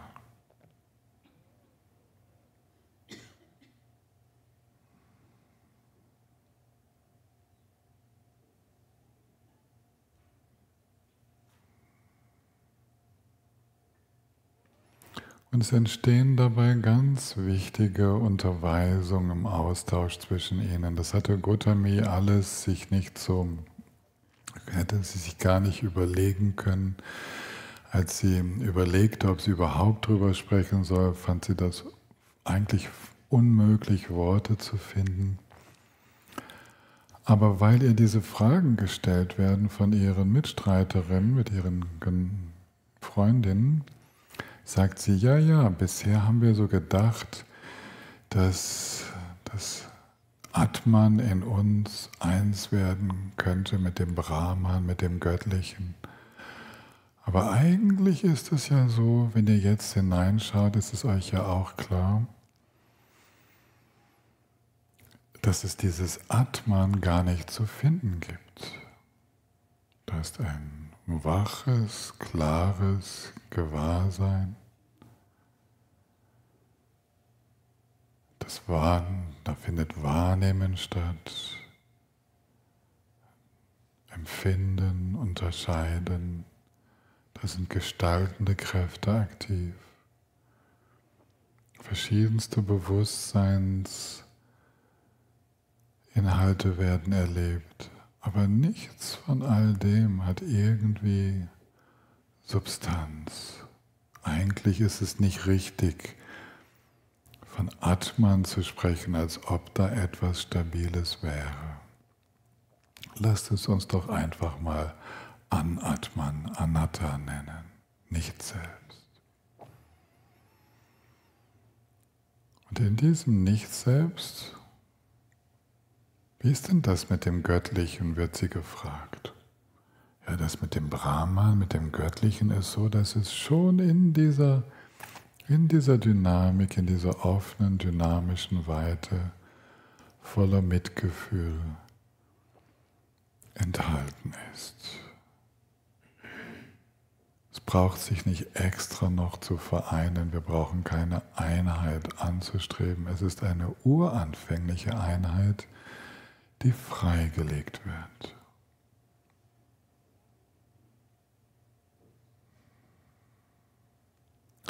Habt Vertrauen in diese Einheit und meditiert weiter.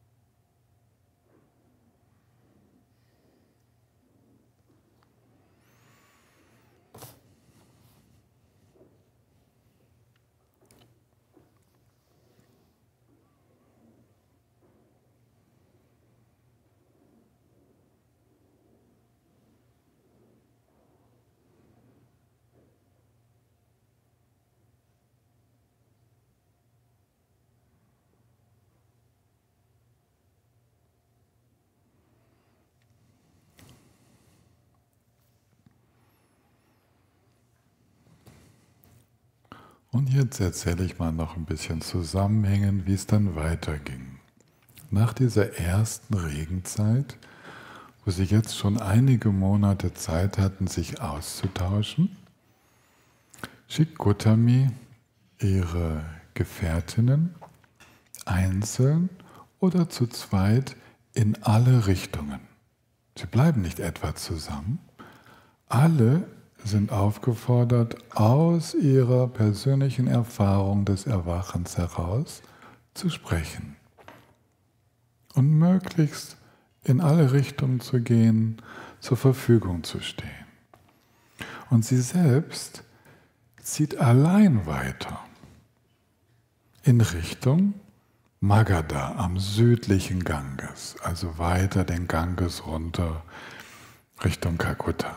Ja, in die Richtung geht es weiter, weil das Ganze fand ja erstmal noch in der Gegend von Bihar, Varanasi und so weiter statt. Von dort weiter nach Südosten. Ja. Und unterwegs begegnet sie und den drei, würden wir jetzt sagen, Schwestern Kasyapa und ihren vielen Asketen-Schülerinnen aus der Langhaar-Tradition. Und diese Langhaar-Tradition, das waren also welche, die sich nie die Haare, nie die Nägel schnitten und so weiter. Einfach ja so einen Weg der Befreiung gehen wollten durch völlig natürliches Leben. Und die schließen sich ihr an, sie zeigt ihre übernatürlichen Kräfte und dann auf Einladung von König Bimbisara geht sie nach Rajgir, wo sich viele Bürger auf den Weg begeben und ihre Schülerinnen, Schüler beginnen also immer wieder den Dharma auch selbst weiterzugeben. Es sind immer wieder, sammeln sich wieder neu, ganze Gruppen um sie herum. Und Sariputra und Mahamoggallana tauchen dazu. Aber in unserer Geschichte ist es so, dass zu Anfang für die ersten 15 Jahre der Buddha jedem Versuch, irgendwie einen Männerorden einzurichten, einfach die Absage erteilt. Die ersten 15 Jahre bleibt der Frauenorden unter sich. Und sie entwickeln ihre eigene Sprache. Sie entwickeln eine Sprache, mit der sie den Dharma doch erklären können. Sie entwickeln Konzepte, die zu der damaligen Zeit passen. Und sie sind ganz in diesem Ahimsa unterwegs, in dieser gewaltfreien Kommunikation, wo sie darauf achten, nicht in diese männlichen Muster hineinzustapfen. Und es gibt auch ein Missionsverbot. Gotami sagt ihren Schülerinnen, bitte sprecht nie unaufgefordert und hört vor allen Dingen gut zu, was das Anliegen derjenigen ist, die ihr begegnet. Versucht nicht zu missionieren und zu überzeugen, sondern seid einfach bei euch und antwortet aus eurer direkten Erfahrung des Erwachens heraus. Und das zieht sich bis heute durch die ganze buddhistische Tradition, dieses Missionsverbot. Man spricht nicht unaufgefordert, man stellt sich nicht auf Marktplätze, man klingelt nicht irgendwo, um jemanden irgendwie zu überzeugen und so. Das gibt es nicht. Es ist ein wirklich gewaltfreies Vorgehen ohne Manipulation. Und schließlich als sie dann auch noch den König Prasenajit aus Kosala als Schüler gewinnt, Schülerin müssten wir jetzt sagen in unserer Geschichte, schickt diese eine Botschaft an ihren Vater Shuddhodana. Ja? Zurück nach Kapilavastu und sagt, weißt du eigentlich, was mit deiner Tochter ist und wie die mich überzeugt und so? Und König Shuddhodana lädt seine Tochter ein und so verbringt Gotami im Alter von 40 Jahren, verbringt sie einige Monate zu Hause in Kapilavastu. Und König Shuddhodana und dessen 3 Brüder und in der ursprünglichen Geschichte die ehemalige Frau Yashodhara sowie tausende Shakyas verstehen die Bedeutung des Dharma. Sie gewinnen den Stromeintritt. Auch die Ziehmutter Mahaprajapati wird eine eifrige Anhängerin, wie auch viele andere Frauen. Das ist die normale Geschichte.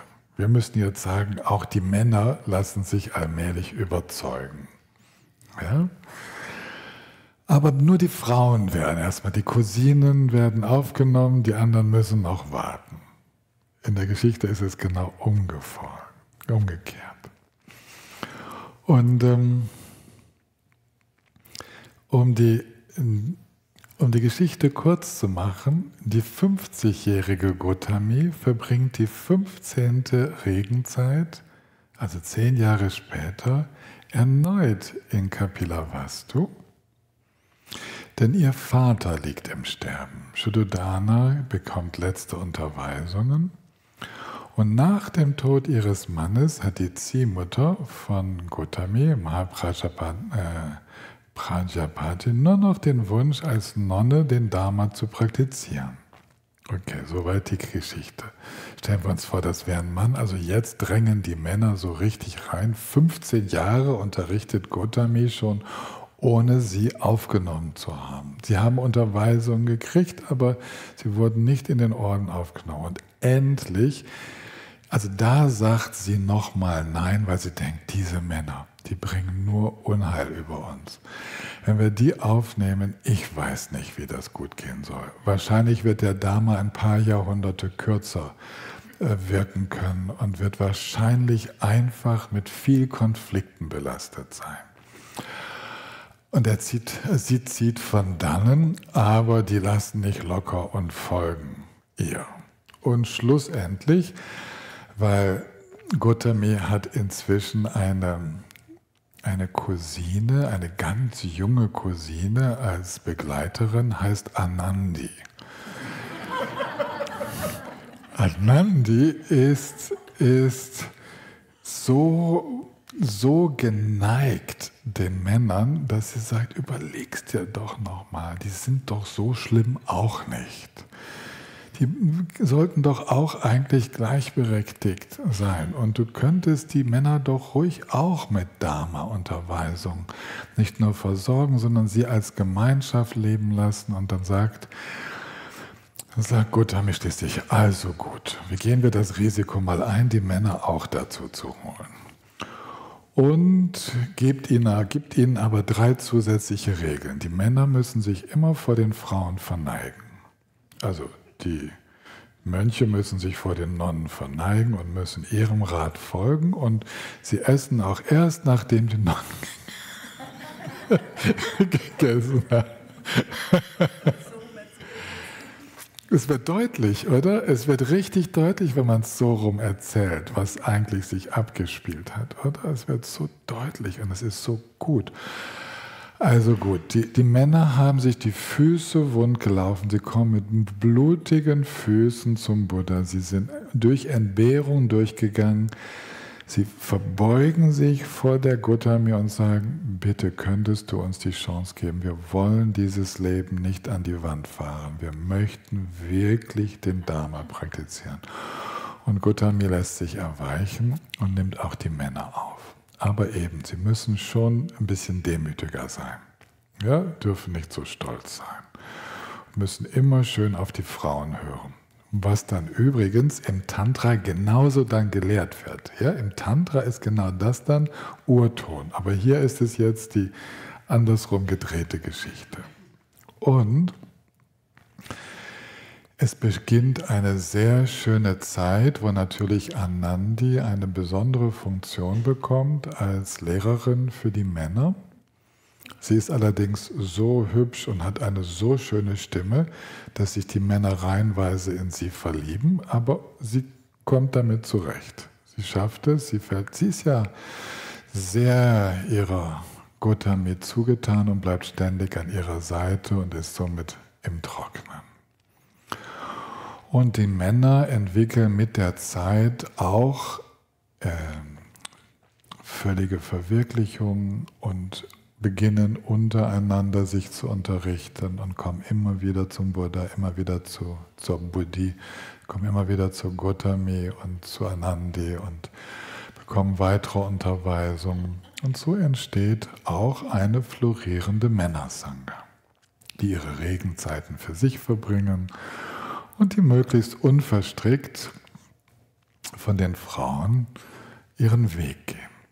Und es gibt sogar im Pali-Kanon eine Sammlung der Aussagen von erleuchteten Männern. Gibt es sogar. Ja? Der Rest ist alles von den Frauen, aber man hat die Männer auch zugelassen. Sie haben auch ihren Platz im Pali-Kanon bekommen.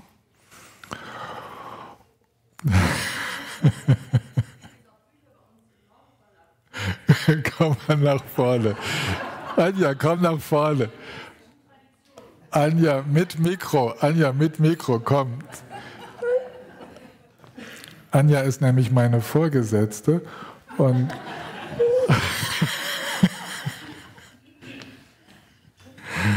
Anja, komm hier ins Bildschirm hinein. Ja, gerne, ich stelle euch das gerne vor. Wo bin ich denn im Bild? Ja, komm mal hierher. Also, ja, hier auf der Seite geht es leichter.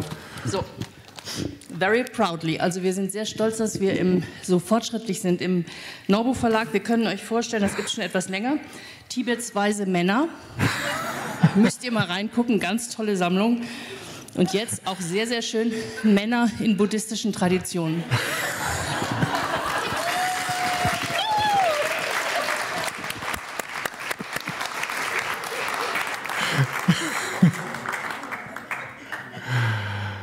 Ach, so schön, das ist schön. Also, wenn ich so zurückdenke an die Zeit damals, haben wir Frauen uns wirklich geehrt. Die Männer waren gar nicht so schlimm, wie wir dachten.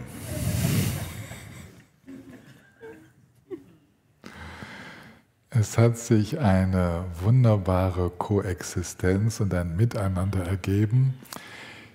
Allerdings, es war auch schon sehr praktisch, dass uns die Männer dann manchmal unsere Roben gewaschen haben und manchmal ihre Nahrung mit uns geteilt haben. Das war schon richtig gut. Aber wir haben darauf geschaut, dass wir trotzdem das Heft in der Hand hielten und haben geschaut, dass sie mit ihren, man wusste ja nicht so genau, worauf man sich einlässt, nicht wahr? dass sie nicht zu viel das Sagen in der Gesamtsangha kriegten. Und das war auch gut, so konnten wir relativ friedlich durch die Zeit gehen. Und Gautami Siddharthi wurde tatsächlich 80 Jahre alt. Und ihre Unterweisungen begleiten uns bis heute. Und leider hat dann, also das ging soweit gut, die Gleichberechtigung der Geschlechter war soweit etabliert. Es war das erste Mal in Indien, in dieser Gesellschaft, dass Männer spirituelle Unterweisung bekamen. Es war das erste Mal überhaupt, dass Männern der Zugang zu spirituellen Unterweisung erlaubt wurde. Und obendrein hatte Gautami auch das Kastensystem aufgehoben und hatte dafür gesorgt, dass diese stolzen Männer aus dem Fürstengeschlecht sich vor den Frauen verneigen mussten und auch noch vor Frauen, die überhaupt keine Kaste hatten oder aus den untersten Kasten ursprünglich kamen und die im Nonnenorden das Sagen hatten. Ja, so. Es ging nur noch nach der Reihenfolge des Eintretens in die Sangha. Und diese beiden Revolutionen innerhalb der buddhistischen Gemeinschaft mit vielen, vielen Frauen, die praktizierten und tatsächlich auch einer zunehmenden Anzahl an Männern. Das ging etwa 2 Jahrhunderte gut, bis die Enkel von Kaiser Ashoka unter dem Einfluss des Ansturms der Brahmanenkaste, müsste ich fast sagen, das Rad zurückdrängten. Und ja, jetzt mal die ganz konkrete Geschichte. Tatsächlich war es so, dass in der buddhistischen Gemeinschaft das mit dem Aufheben des Kastenwesens tatsächlich bis heute durchgehend beibehalten wurde. Aber die Gleichberechtigung der Frau, das konnte die brahmanische Gesellschaft nicht auf Dauer akzeptieren. Das wurde toleriert, solange Kaiser Ashoka so den Buddhismus protegierte und das die Staatsreligion wurde.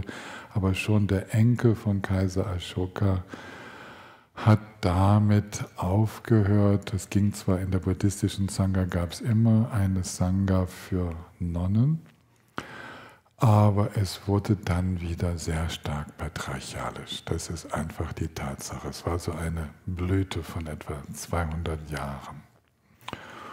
Und dann dominierte wieder die Sorge der Männergesellschaft und das Machtstreben, bis sich die tantrische Gegenbewegung, die tantrische Bewegung dann zeigte, in der wieder die Prinzipien der wahren Gleichberechtigung eingeführt wurden mit explizitem Respekt vor den Frauenpraktizierenden, die in keiner Weise abhängig waren von den Männern. Das war jetzt Klartext gesprochen, Geschichte. Ne?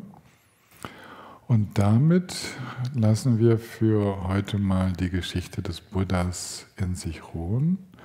Ich leite jetzt nochmal, ich mache eine kleine Meditation.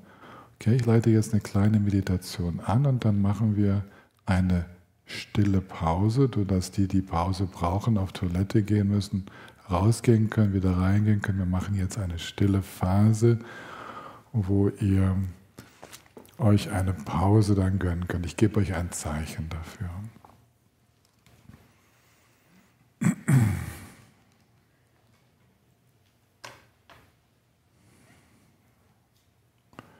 Es kam immer wieder vor, dass Gautami gefragt wurde von Praktizierenden, ja, wie soll ich denn nun meditieren? Und sie war berühmt dafür, dass sie immer die Anstrengungslosigkeit betonte. Aber manchmal reichte das nicht. Deswegen sagte sie eines Tages an einem Vollmond: Lasst uns den Atem als Grundlage nehmen. Und immer wenn ihr nicht wisst, wie ihr meditieren sollt, folgt einfach dem Ein- und Ausatmen, aber lasst ihn natürlich strömen.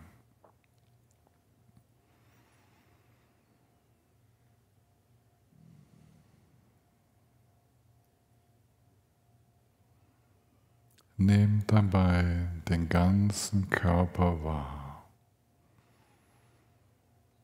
Diesen wunderbaren Körper, Sitz des Lebens, Sitz der Lebenskraft. Nehmt wahr, wie die Energien zirkulieren, Prana, die subtile Energie.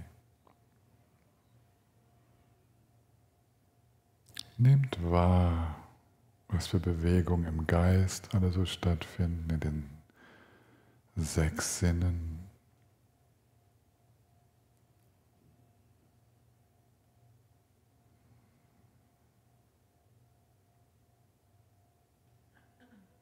Bleibt frei von jeglicher Identifikation. Es ist nicht mein Körper, es ist nicht meine Wahrnehmung. Körperliches Empfinden findet statt, Wahrnehmen findet statt. Gewahrsein ist da, mal enger, mal weiter. Nehmt einfach wahr, wie es ist. Seht dieses So-Sein und atmet dabei einfach weiter. Ganz konkretes Erleben jetzt hier im Körper.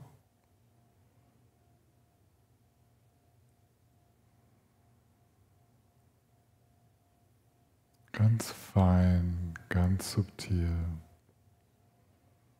Und den Geist so weit wie der Himmel.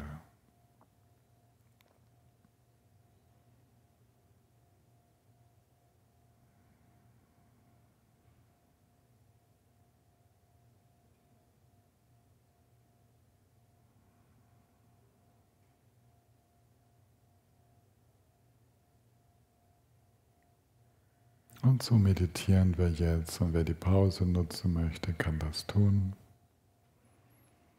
Bleibe jetzt mal für 10 Minuten ruhig und wir meditieren einfach so weiter.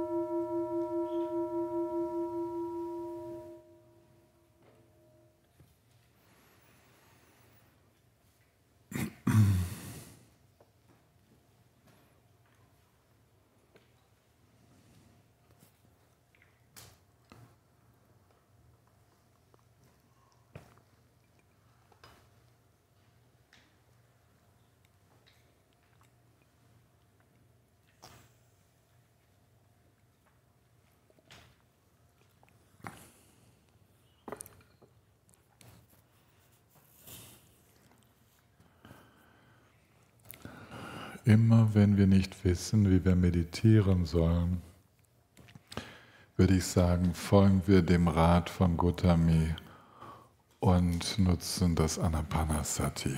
Ja, die Struktur, das ist so, deswegen hat sie damals auch das alles zusammengefasst, gesagt, ja, es gibt die und die und die und die Methoden, aber tatsächlich in dieser einen Praxis ist alles enthalten.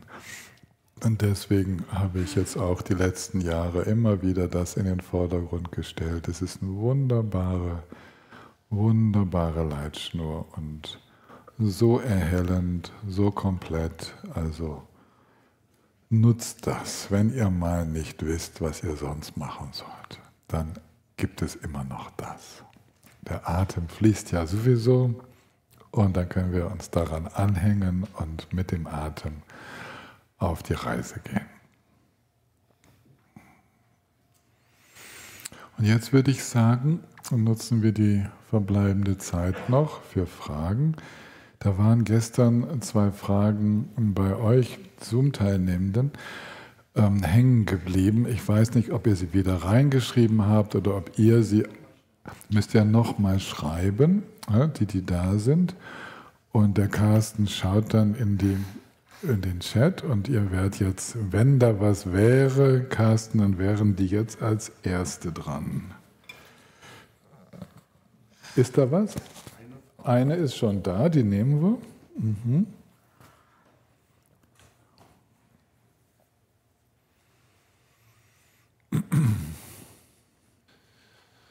Tom schreibt, Frage an Tillmann. Lieber Tillmann, ich habe einen Klienten mit Anfang 60, der an Weihnachten sehr plötzlich und unerwartet seine geliebte Frau infolge einer schweren Krebserkrankung verloren hat. Die beiden waren 35 Jahre zusammen und seitdem ist für ihn so verständlich nichts mehr, wie es einmal war. Das Schlimmste ist, dass er ganz unmittelbar das ganze Leid und die riesige Todesangst seiner Frau im Krankenhaus mitbekommen hat, neben seinen eigenen Ängsten und seiner Verzweiflung, aber auch Hoffnung, dass seine Frau vielleicht doch wieder gesund wird, da die Ärzte eine gewisse Hoffnung machten. Das Thema Tod wurde zwischen den beiden immer komplett ausgeklammert. Zitat von seiner Frau: Lass uns nicht über das Unaussprechliche sprechen. Ich versuche nun mit ihm, diese für ihn so traumatische Zeit zu verarbeiten, was schwer ist, da er sehr am Schmerz, Zorn und Ärger mit seinem Schicksal anderen Menschen und mitunter auch mir gegenüber in der Projektion ist. Habe ihm angeboten, dir in seinem Namen eine Frage zu stellen. Er hat zugestimmt und möchte gerne von dir wissen: Hast du überhaupt keine Angst, dich von diesem Leben zu verabschieden? Also wenn du weißt, der unmittelbare Zeitpunkt des Todes steht jetzt unmittelbar bevor. Er kann nicht recht glauben, dass praktizierende Buddhisten keine Angst vor dem Sterben haben und meint, in der Theorie hört sich alles schön an. Wenn es soweit ist, sieht die Sache dann aber doch ganz anders aus. Natürlich alles aus dem unmittelbar traumatischen Erfahrung mit dem Sterben seiner geliebten Frau kurz angemerkt. Mein Klient und seine verstorbene Frau sind keine Buddhisten. Kleine Zusatzfrage: Wie kann ich trotz dieses Umstandes weiter heilsam unterstützen? Vielen Dank. Ja, blendet mir ruhig den Tom ein. Er ist auf dem zweiten Bildschirm ganz links oben. Dann kann ich ihn sehen. Ja, grüß dich, Tom. Schön, dich zu sehen. Da bist du in einer schwierigen Situation, weil du, wie du schreibst, die Wucht der Projektion noch abbekommst und die beiden sich leider darauf eingelassen haben, das Thema zu tabuisieren und deswegen gar nicht vorbereitet waren. Und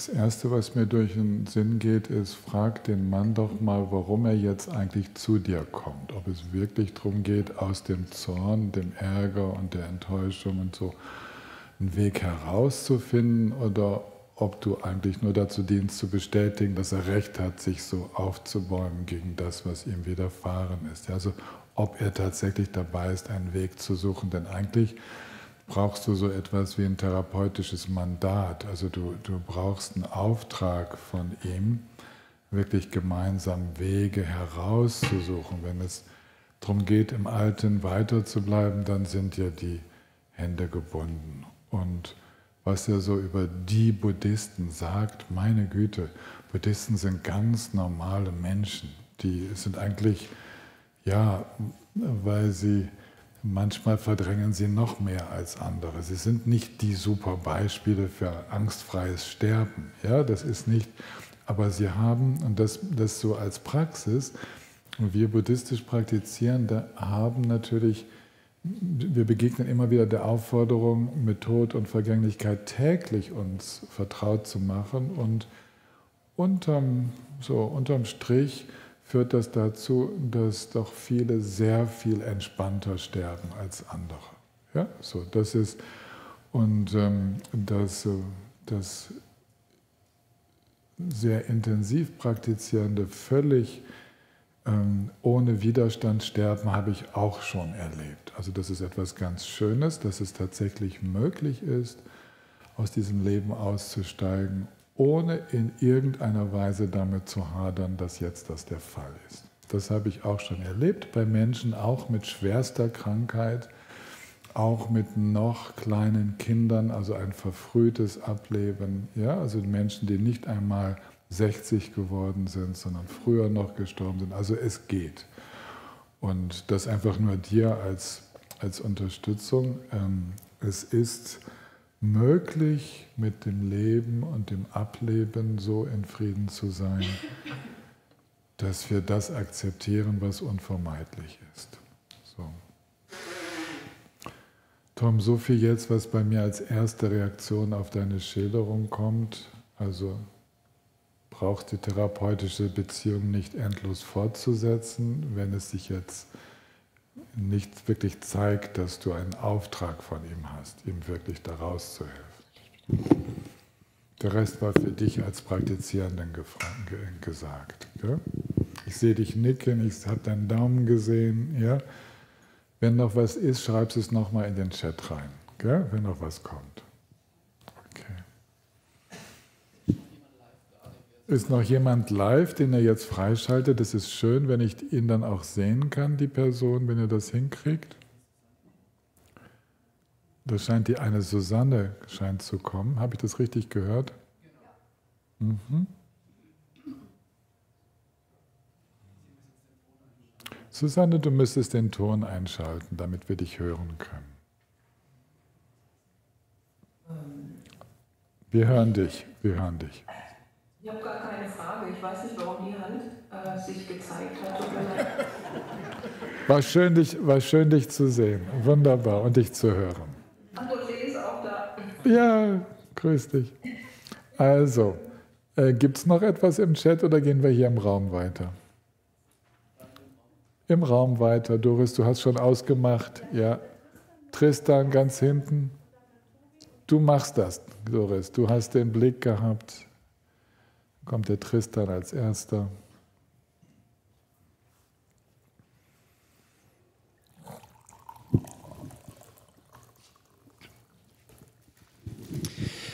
Ja, meine Frage schließt gut dran an. Wie ich weggegangen bin aus Frankfurt,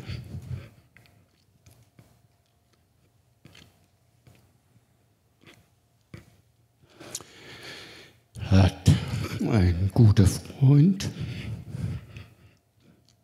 einen Schlaganfall gehabt.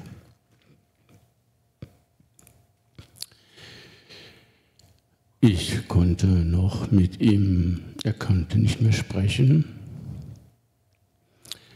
Ich konnte noch mit ihm klären, was er möchte, ob er den Gang zu einer Reha noch gehen will. Den Gang wohin? Zu einer Reha. Zu einer Reha. Oder ob er den Weg zum Sterben gehen will. Die Antwort war ziemlich eindeutig. Im Zusammenhang mit der Familie, mit den Kindern, die mich auch gefragt haben, weißt du denn was der Freund gedacht hat, gewollt hat, habe ich das auch so rübergegeben. Ich bin mit ihm noch durchgegangen, sein Lebensweg, was er doch alles gut zum Abschluss gebracht hat.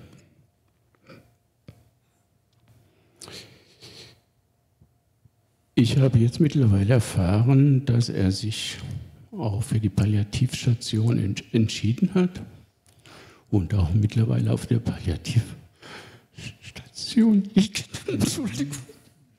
Tristan, jetzt wird mir gerade klar, dass das gerade kurz vor dem Kurs war, was du erzählt. Gerade kurz bevor du hierher gekommen bist, nicht wahr? Ja. Ja. Mhm. Ja. Er liegt jetzt auf der Palliativstation. Ja. Auch wenn ich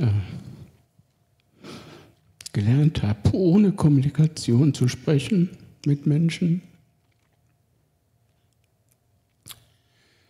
habe ich mich in den letzten Tagen sehr damit auseinandergesetzt,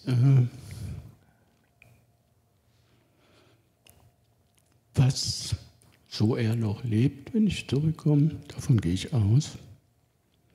Da habe ich jetzt akustisch was nicht verstanden im letzten Satz. Solange er noch lebt? Ja, also ich denke, dass er noch lebt, wenn ich zurückkomme. Ah, ja, ja. Mhm. Hoffentlich, ja. Wie ich mit ihm die restliche Zeit verbringe. Mhm.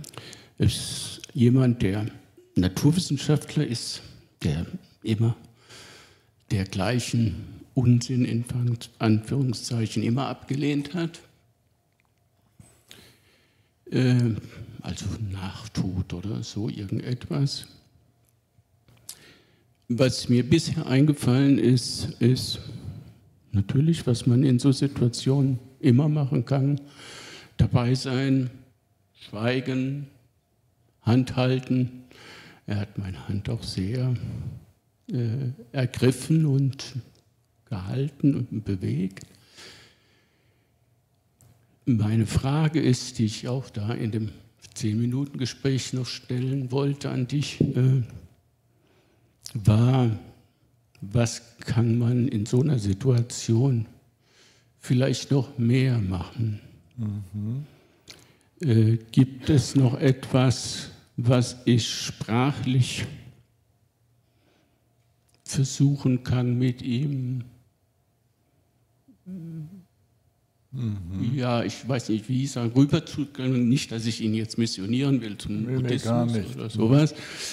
Aber was ich sprachlich machen kann, was ihm helfen kann. Es gibt da Möglichkeiten, ja. Tristan. Ja. Ich denke, das ist eine Fragestellung, die auch durchaus allgemein nicht unwichtig ist. Vielleicht kannst du dazu noch was sagen. Ja, in so einer Situation hat es sich für mich immer mal wieder bewährt, wenn ich frage, sag mal, wie stellst du dir das eigentlich vor, wenn du stirbst, wenn dieser Körper mal nicht mehr ist? Ist dann alles vorbei, hast du das Gefühl? Und so. Ja, ich frage ganz gezielt nach dem, wie stellst du dir das eigentlich vor? Wenn er zum Beispiel sagen würde, ich habe das Gefühl, dass dann alles vorbei ist, dass es dann nichts mehr gibt, dann erlaube ich mir doch die Frage, und jetzt, wenn es jetzt überraschenderweise doch noch weiter ginge, ja, und du plötzlich würdest du merken, du bist noch gar nicht so mausetot, wie du das denkst, sondern da geht noch, das Erleben geht noch weiter. Wenn das so wäre, wo würdest du denn dann gerne weitergehen? Wie wäre denn das? Und meistens können sie sich darauf einlassen, das einfach mal so hypothetisch anzusprechen. Und was ich damit mache ist, ich versuche den Schock zu mildern, wenn es dann doch weitergeht. Weil dieser Schock wird oft berichtet bei Menschen, die so fest überzeugt waren, dass es gar nicht weitergeht, dass das Bewusstsein einfach ausgelöscht ist, zu spüren, dass es doch weitergeht und dass sie so viel erleben, darauf sind sie so gar nicht vorbereitet. Und mit dieser Möglichkeit, die wir so eröffnen, und dann auch, für mich ist dann auch ganz wichtig, ja, wie würdest du das denn dann vorstellen, falls es doch so wäre, dass man nochmal aufwacht? Und da zu erspüren, worauf es dieser Person dann ankommt. Also wo dein Freund, wenn er dann sozusagen noch eine Chance hätte, dass es irgendwie weitergehen würde, was für ihn das Wichtigste dann wäre, sodass ich ihn dann begleiten kann. Ja? Dass wir ihn genau darin unterstützen können, was sein Anliegen wäre, wenn. Das ist so etwas, was du in dem Gespräch mit ihm tatsächlich versuchen kannst. Vielleicht ist er doch nicht so abgeneigt, das mal mit seinem besten Freund durchzusprechen, wie es jetzt vielleicht zunächst scheint. Also. Wobei ja dieses Gespräch nur noch abläuft mit Ja und Nein. Aha, das wollte ich noch fragen. Also so ein richtiges Gespräch kann es gar nicht mehr sein. Nein, das Sprachzentrum ist total weg und wird auch nicht wiederkommen, wie es aussieht. Aber ich meine, man kann das ja durchaus auch auf einer Ebene machen mit Ja und Nein. Man kann Hypothesen ihm anbieten und er Nein und Ja sagen. Also so ganz offene Fragestellungen, wo aber Ja und Nein möglich sind, aber eine möglichst nicht manipulative Gesprächsführung, die aber doch mit Ja und Nein zurechtkommt. Das geht. Ja, da ich denke, man muss ja, also das habe ich auch bei Sterben schon erlebt, ja eine ungeheure Angst auf einmal haben, was auf ihn zukommt oder was jetzt ist oder so, weil es kam auch für ihn plötzlich, obwohl er 80 ist oder so. Und ich denke, diese Angst kann man natürlich körperlich nehmen, die kann man so auch nehmen ein Stück weit, aber ich denke, man kann sie durchaus auch, indem man nochmal eine Verbalisierung, jetzt wie du das so sagst, nochmal angehen oder so.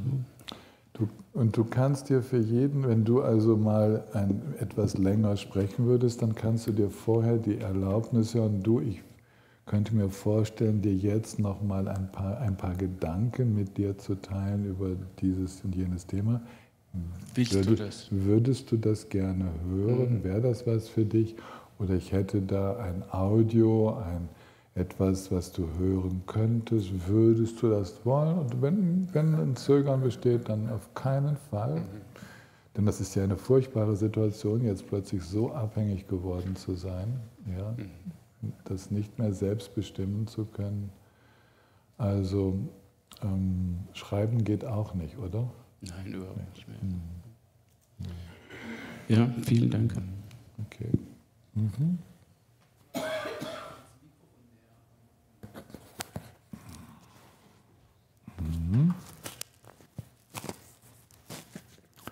Ja, Tobias? Das ist wieder eine ganz andere Art von Frage nach der berührenden Frage von Tristan.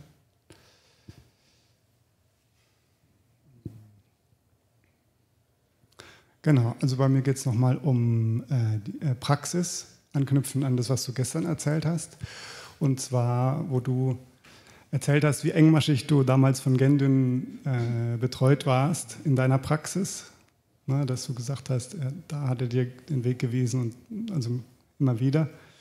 Und trotzdem zwischendurch mal diese Sackgasse von mehreren Monaten, ne, wo du dich da so verrannt hast, wie du es beschrieben hast. Und dann frage ich mich halt für meine Praxis, oder keine Ahnung, für uns alle, ich habe jetzt keine so engmaschige Betreuung. Ich habe ab und zu mal ein Gespräch mit dir, früher mit anderen Lehrern. Besteht da dann die Gefahr, sich da zwischendurch zu verrennen? Oder wie? Ein bisschen schon, aber du praktizierst ja tatsächlich dann nicht so intensiv. Ich hatte diese engmaschige Betreuung ja auch nur, also engmaschig war, dass wir ihn im Retreat so alle 6 Wochen sahen, ja, und später dann, als ich sein persönlicher medizinischer Betreuer war, homöopathischer Betreuer, da sah ich ihn alle 2 Tage, aber Engmaschig hört sich so an wie ständig, aber das ist dadurch, dass unsere Leben richtig zusammengeflossen sind, dass ich nichts anderes zu tun hatte. Du hast noch Kinder, du hast Beruf, du hast, ja, und du praktizierst. Und deswegen ist es nicht nötig, so oft Kontakt zu haben. Oder vielleicht nochmal ein bisschen anders gesagt, gibt es irgendwie so Richtlinien, an die ich mich halten kann oder an die wir uns halten können in der täglichen Praxis, um Sackgassen zu vermeiden?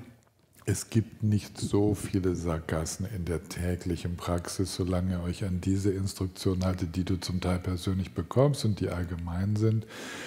Die Sackgassen in der persönlichen Praxis bestehen meistens darin, dass man sich erst gar nicht hinsetzt und dass, wenn man sich hinsetzt, dass man nicht richtig weiß, wie gehe ich mit übermäßiger geistiger Aktivität um und wie gehe ich mit Trägheit, Dumpfheit um.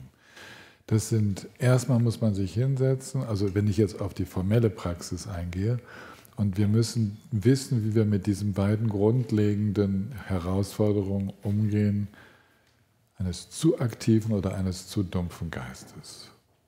Das muss klar sein. Und ansonsten habt ihr eure persönliche Praxis und ihr wisst, mit welchem Set von Methoden, du weißt, mit welchem Set von Methoden du unterwegs bist. Da ist bei den meisten von euch ein Anteil stille Meditation und 1 oder 2 Methoden, wie zum Beispiel Tonglen oder eine Mantra-Praxis. Ja? Und mit diesen 3 Stützbeinen zum Beispiel seid ihr unterwegs und seid damit gut aufgehoben. Da gibt es an der Praxismethode selbst nicht so viel zu besprechen, sondern es geht um die Vertiefung jeweils der stillen Praxis, der Herzenspraxis und der Hingabepraxis. Ja? Darum geht es eigentlich. Und die es dann intensiver wollen, das war die Idee des Praktizierens dann im grünen Baum, also oder in einer Retreat-Situation, wo man dann, sobald man nur noch das macht, dann auch etwas intensivere Betreuung bekommt. Ja gut, macht Sinn. Okay. Das ist sehr hilfreich, danke. Bin ich aber erleichtert. Iris, du warst, gell? Die Iris war vor dir. Iris, ja. Ach, das ist leer, genau. Ja, was ich jetzt hier stelle, das ist eine Kinderfrage. Ich bitte dich trotzdem darum, das so vielleicht nochmal in Zusammenhang zu stellen. Also ich frage mich, warum nehmen wir überhaupt diese Existenz an, wenn es so leidvoll ist und wir geistige Wesen sind eigentlich. Und ich weiß, dass von den 4 grundlegenden Gedanken, dass wir habe ich es so verstanden, dass wir diese Existenz brauchen, also den kostbaren Menschenkörper und diese Bedingungen, die wir haben, um überhaupt geistig zu wachsen oder anders kann ich das jetzt nicht ausdrücken. Und was kannst du dazu sagen? Also vielleicht gibt es gar keine Antwort. Warum? Also du fragst sozusagen, was ist denn der Motor, der dazu führt, dass wir in so einen Menschenkörper schlüpfen? Genau, ja. Und das, ja, okay. Du, weiß ich natürlich nicht, aber ich habe einiges dazu gehört. Ja, der häufigste Beweggrund scheint zu sein, dass sich Lebewesen ohne einen sozusagen materiellen Körper, ohne so etwas Solideres, ja, dass die eine hohe Unsicherheit erfahren und eigentlich in so eine Existenz schlüpfen, um wieder einen Anker zu haben, um wieder eine klare Identität zu haben. Das ist so das Erste. Und dann gibt es aber auch welche, die das eher aus spielerischen Beweggründen tun. Dann gibt es welche, die das aus Mitgefühl tun. Dann gibt es welche, die das aus Gewohnheit tun. Ja, also es gibt da so unterschiedliche Beweggründe. Gewohnheit bedeutet, wieder zurückzukehren in das Vertraute. Aber der häufigste Beweggrund scheint eine innere Unruhe oder Angst zu sein, nicht mit so einem frei beweglichen Bewusstsein klarzukommen. Ja, das ist wie eine Überforderung und so ist das wie so ein rettender Ort, sich in so eine Existenz dann hineinzubegeben. Manche Unterweisungen sprechen auch von der hohen Anziehung, wenn Eltern, also Mann und Frau in Vereinigung, in Sexualität gesehen werden, sehr angezogen zu sein davon und da wieder einsteigen zu wollen. Das wird auch noch genannt. Macht alles irgendwie Sinn, oder? Magst du noch was da? Ist das?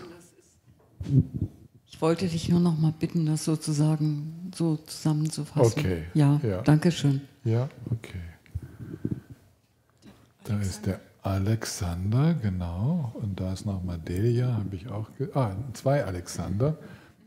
Genau. 1, 2 und dann Delia. Was mir heute aufgefallen ist, wie du das heute geschildert hast. Bisschen näher. Okay, noch näher. Gut. Wie du es heute geschildert hast, stand die direkte Einweisung in die Natur des Geistes schon ganz am Anfang der Tradition mit den ersten 5 Schülern. Kann man das so sagen? So ist es heute für mich rübergekommen. Das kann man so sagen. Sonst hätte er nie die 3. edle Wahrheit erklären können. Es brauchte eine Einweisung in die Natur des Seins.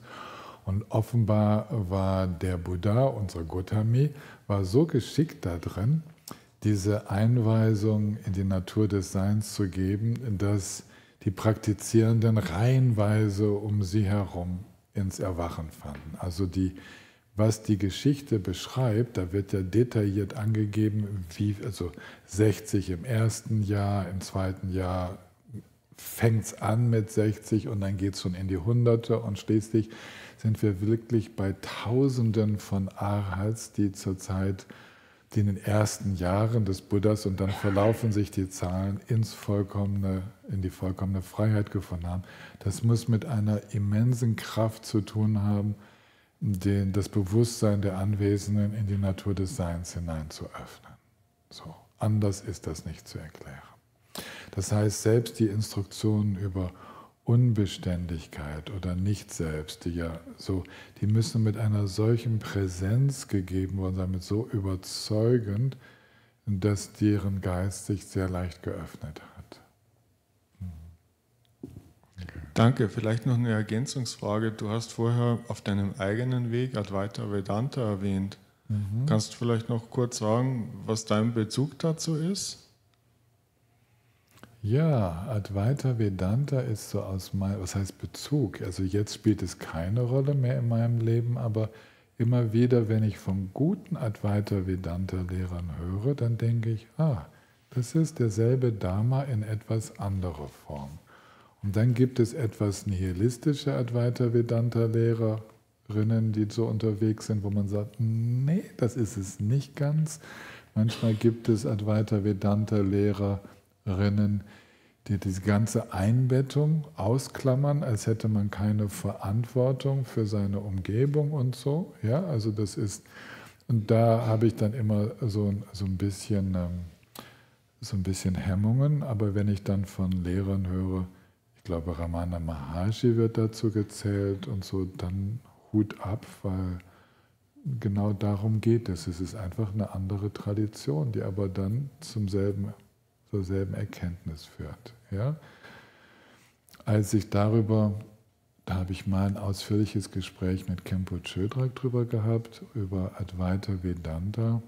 Dann sagte er zu mir, ja, es ist so ähnlich, so fein, dass damals diese berühmte Debatte, die Atisha geführt hat, bevor er nach Tibet kam, hat er eine Debatte mit einem hinduistischen Guru geführt, wo zum Schluss niemand mehr folgen konnte. Ja, die beiden haben so fein debattiert über Buddha-Dharma und Advaita Vedanta, so fein debattiert, dass alle Anwesenden, die eigentlich Jury spielen sollten, nicht mehr folgen konnten. Und irgendwann war Atisha völlig platt und hat irgendwie gedacht, also jetzt weiß ich auch nicht mehr, was ich sagen soll. Und dann hat er zu Tara gebetet. Und Tara hat ihm die Antwort gegeben und dann hat sein Kontrahent den Hut gezogen und hat gesagt, okay, das überzeugt mich. Aber nur um zu sagen, wie nah das sein kann, wenn es ganz, ganz fein gelebt wird. Ja? Und der Hinweis von Khenpo Chodrak war, achte einfach drauf auf den Stellenwert, den Zuflucht und Bodhicitta haben in dem Kontext, weil wenn diese Einbettung der Erkenntnis nicht in einem Rahmen des gelebten Mitgefühls und der gelebten Verantwortung für unsere Welt stattfindet, dann fehlt immer noch etwas. Das ist so ein bisschen, wie weit sich die Erkenntnis des Letztendlichen im Relativen in der Welt des bedingten Seins, wie weit sich das integriert, achte darauf. Aber ansonsten hat er mir gesagt, das können Normalsterbliche gar nicht unterscheiden. So, ja? Okay. Danke. Bitte. Jetzt geht es zum anderen Alexander.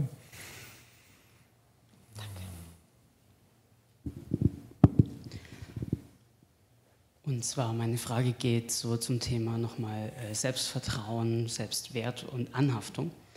Jetzt habe ich einen guten Ratschlag bekommen, ich soll ja es ist ganz gut, wenn man seinen Selbstwert nicht aus Dingen bezieht, die man tut oder die man irgendwo... Ein bisschen näher noch, das Mikro. Die man erreicht hat oder solche Themen, sondern eher, vielleicht wäre es besser, wenn man es eben aus einer Grundnatur zieht, diesen Selbstwert. Und jetzt frage ich mich, wenn ich jetzt zum Beispiel einen richtig guten Tag hatte oder ich habe Sport gemacht und fühle mich da richtig gut. Und dann heißt das ja immer so dieser allgemeine Hinweis, man soll da nicht so dran anhaften. Wie kann ich das von der Sichtweise her, wie kann ich damit arbeiten, wenn ich quasi merke, okay, das tut jetzt richtig gut, ich fühle mich deswegen gut, aber wenn es weg ist, dann fühle ich mich ja vielleicht wieder schlecht, weil ich es nicht mehr habe. Ja, das ist eigentlich die Frage.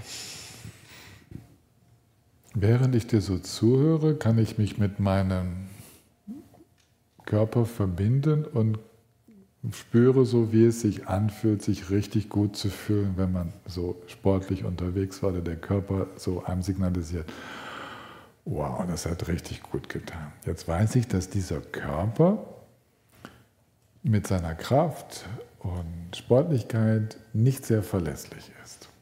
Aber die Fähigkeit, mich zu freuen, die begleitet mich, auch wenn dieser Körper schwächer wird.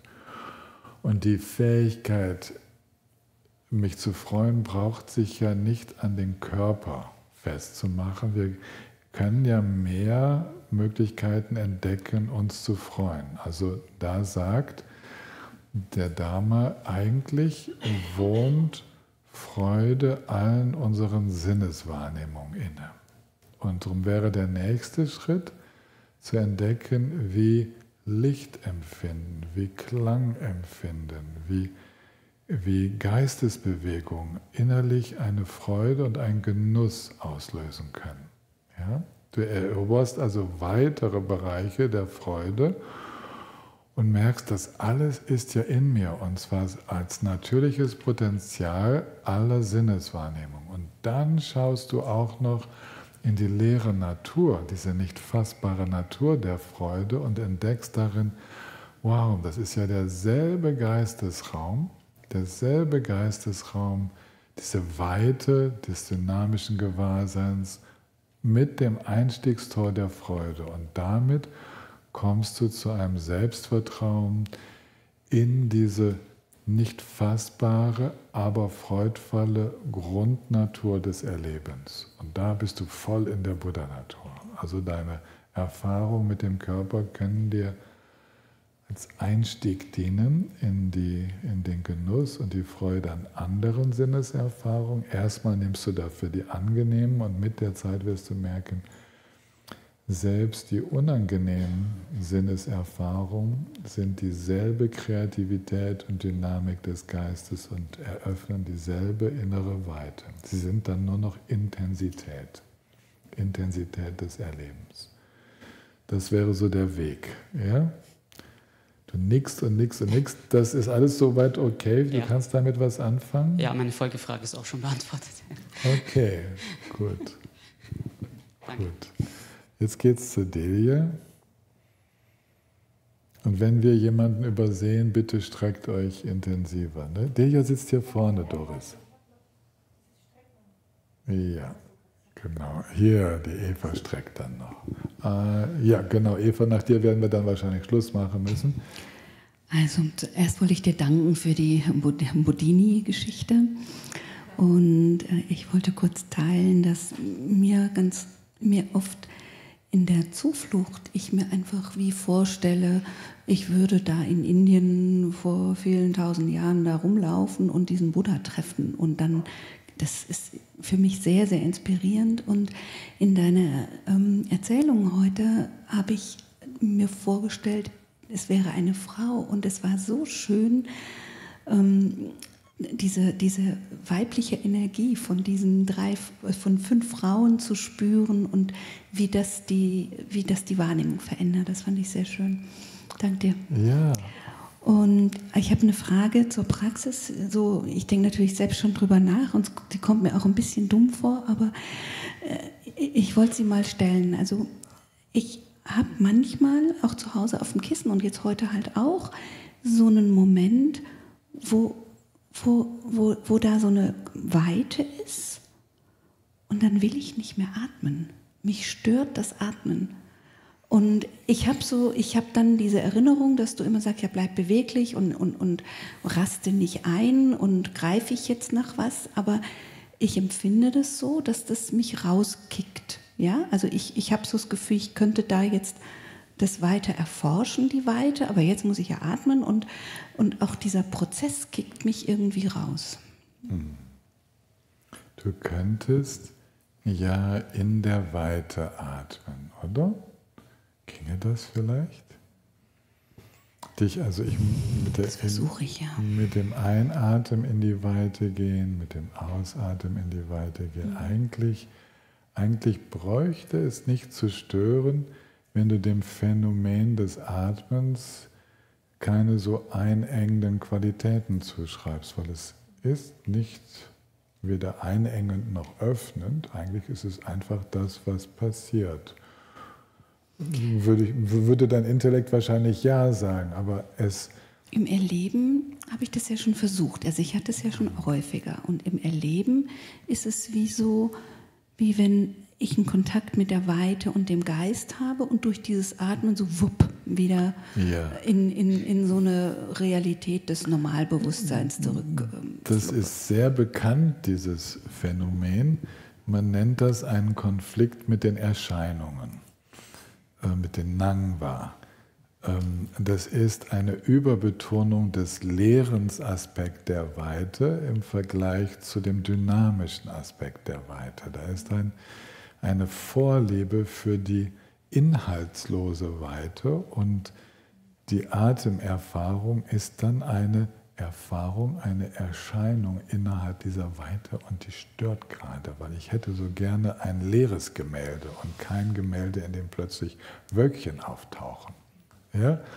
Und diese Wölkchen, also diese kleinen verpuffenden Phänomene, die da auftauchen, die gehören, wollen wir mal so sagen, leider zur Natur des Seins. Und was du beschreibst, ist wir nennen das auf Tibetisch so ein bisschen ein Tongnyam, eine Leerheitserfahrung, die einen kleinen, etwas nihilistischen Zug hat. Und das, was sich da zeigt, ist zu viel Leben in dieser Weite. Es ist, ja, und so viel Leben, dass in dem Moment stört das, weil ein kleines Anhaften an dieser endlich mal so freien und unbelasteten Weite ist. Und schon murkst sich schon wieder dieses Leben da rein. Ja?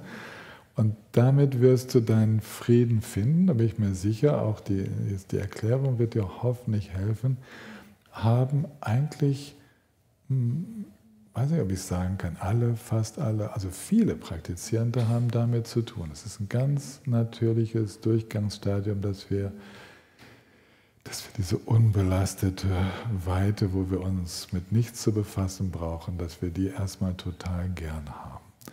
Wenn du das verstärken würdest, dann würdest du in diesen formlosen Dhyanas landen. Wenn das zunehmen würde, dann würdest du in diesen Dhyanas landen, die unsere Gautami bei ihren beiden Lehrern erfahren hat. Das wäre diese formlose Weite ohne Inhalte. Okay? Also es ist eine ganz normale Meditationserfahrung. Okay. Und jetzt noch die Eva, dich nehmen wir auch, obwohl wir schon über der Zeit sind, aber das macht gar nichts. Schön, weil ich höre dann demnächst von zu Hause zu. Ich muss heute gleich gehen. Es geht mir nochmal um den Guru der Situationen. Ich komme ich habe das Gefühl, das hat was mit meinem christlichen Hintergrund zu tun, aus dem ich ja komme. Und befinde mich ja in diesem Schmelztiegel aller möglichen spirituellen Richtungen in Freiburg. Und dann kommt mir immer wieder dieses entgegen, dass Leute sagen, ja, ich habe jetzt diese Situation, das ist ein Lehrmeister für mich, da hat mich das Universum reingestellt. Und dann merke ich immer, dann merke ich so, Universum? Nee, also da kommt dann wieder so ein bisschen, und damit komme ich sogar zu meiner ersten Frage zurück, so als ob ich da gar nichts mit zu tun hätte. Oder bei mir kommt auch das Wort Schuld, habe ich da gar nichts mit zu tun, dass ich jetzt in dieser Situation bin? Oder also ich weiß immer nicht, wie ich darauf reagieren soll, dass mir einer sagt, ja, das macht jetzt das Universum. Will ich immer sagen, nö, machst du selber. Aber irgendwie finde ich das auch nicht so mitfühlend. Ist auch nicht so mitfühlend, ne? Weil also das Universum macht es nicht und du selber, also die Person selbst macht es auch nicht ganz. Es ist ja die Person mit ihrer Sichtweise, mit ihren Gedanken, Handlungen und auch mit ihren Genen und ihren, ja, was so zusammen mit ganz vielen anderen Bedingungen, die das dann zusammen erzeugen. Und das nennen die dann das Universum und denken, sie hätten nichts damit zu tun. Ist eine leichte Ausrede, aber wenn man es dann so differenziert darstellt, wie viele Bedingungen jetzt dazu führen, sich in dieser Situation wiederzufinden, mit dieser Herausforderung, wird es ein bisschen mühsam und die meisten Menschen möchten sich nicht so differenziert damit befassen und schon gar nicht mit den eigenen Anteilen. Und das merkst du und dann juckt es in dir und du würdest sagen, nee, du. Aber das wäre auch nicht die ganze Wahrheit, weil die Person selbst ist auch nur teilweise mitgestaltend an dieser Situation. Okay, gut.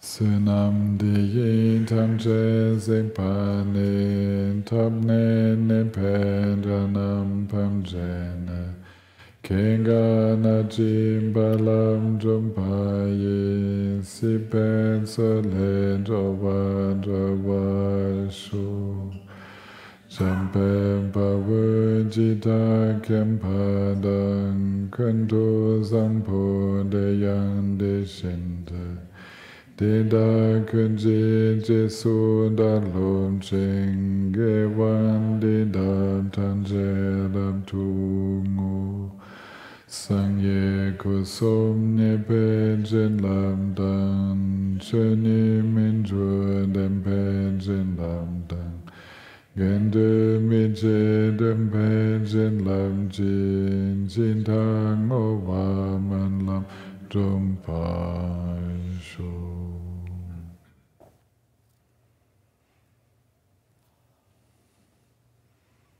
Heute Nachmittag um 3 Uhr mit Zoom-Übertragung und Gabi hat sich sogar bereit erklärt mit französischer Übersetzung. Unsere Inforunde, wo ich informieren werde mit Beamer und ja, also so mit Leinwand. Und das wird aber nur kurz gehen. Ich komme sogar auch ohne aus, wenn es sein muss, aber so. Kann auch Screensharing machen in der Zeit für Zoom-Teilnehmende, falls ich mich selbst einlogge. Und danach offener Austausch im Förderkreis. Ihr seid alle eingeladen. Ihr braucht nicht spezielle Kredenzien zu haben, um am Förderkreis teilnehmen zu können. Und das werden wir auf die Zeit beschränken bis 5 Uhr und dann 4:45 geht es weiter mit der Shakyamuni Sadhana, die ich dann anleiten werde. Wir werden dem Text folgen, den ihr schon bei Marianne kennengelernt habt. Hier habe ich dafür, ne, das ist was anderes. Ich glaube, die Texte hast du schon verteilt, Marianne. Das sind schon, die Texte müsst ihr mitbringen. Das ist ganz wichtig, damit ihr teilnehmen könnt und sonst müsst ihr euch zu zweit zusammensetzen. Und ihr auf Zoom, falls ihr teilnehmt, müsst auf jeden Fall euren Text vorliegen haben. Und es kann sein, dass ich hier und da etwas sage. Hast du ein bisschen was gesagt zu der Praxis? Dann brauche ich nicht viel zu sagen. Doch, sagt sie. Bitte, bitte. Gucken wir mal. Ne? Nehmen wir die Inspiration des Augenblicks. Vielleicht sage ich gerade in der Mantraphase, vor der Mantraphase etwas, wie wir die nutzen können, damit sie zu einer schönen Meditation wird. Also etwas, wo wir uns wirklich mit dem Segen des Buddhas, der Buddhi, Gautami, verbinden. Passt irgendwie ganz gut, dass wir das heute Morgen so durchgegangen sind. Okay, und ansonsten, alle anderen können einen freien Nachmittag machen oder sich in ihren Gruppen treffen, aber wir sehen uns dann morgen früh wieder. Okay.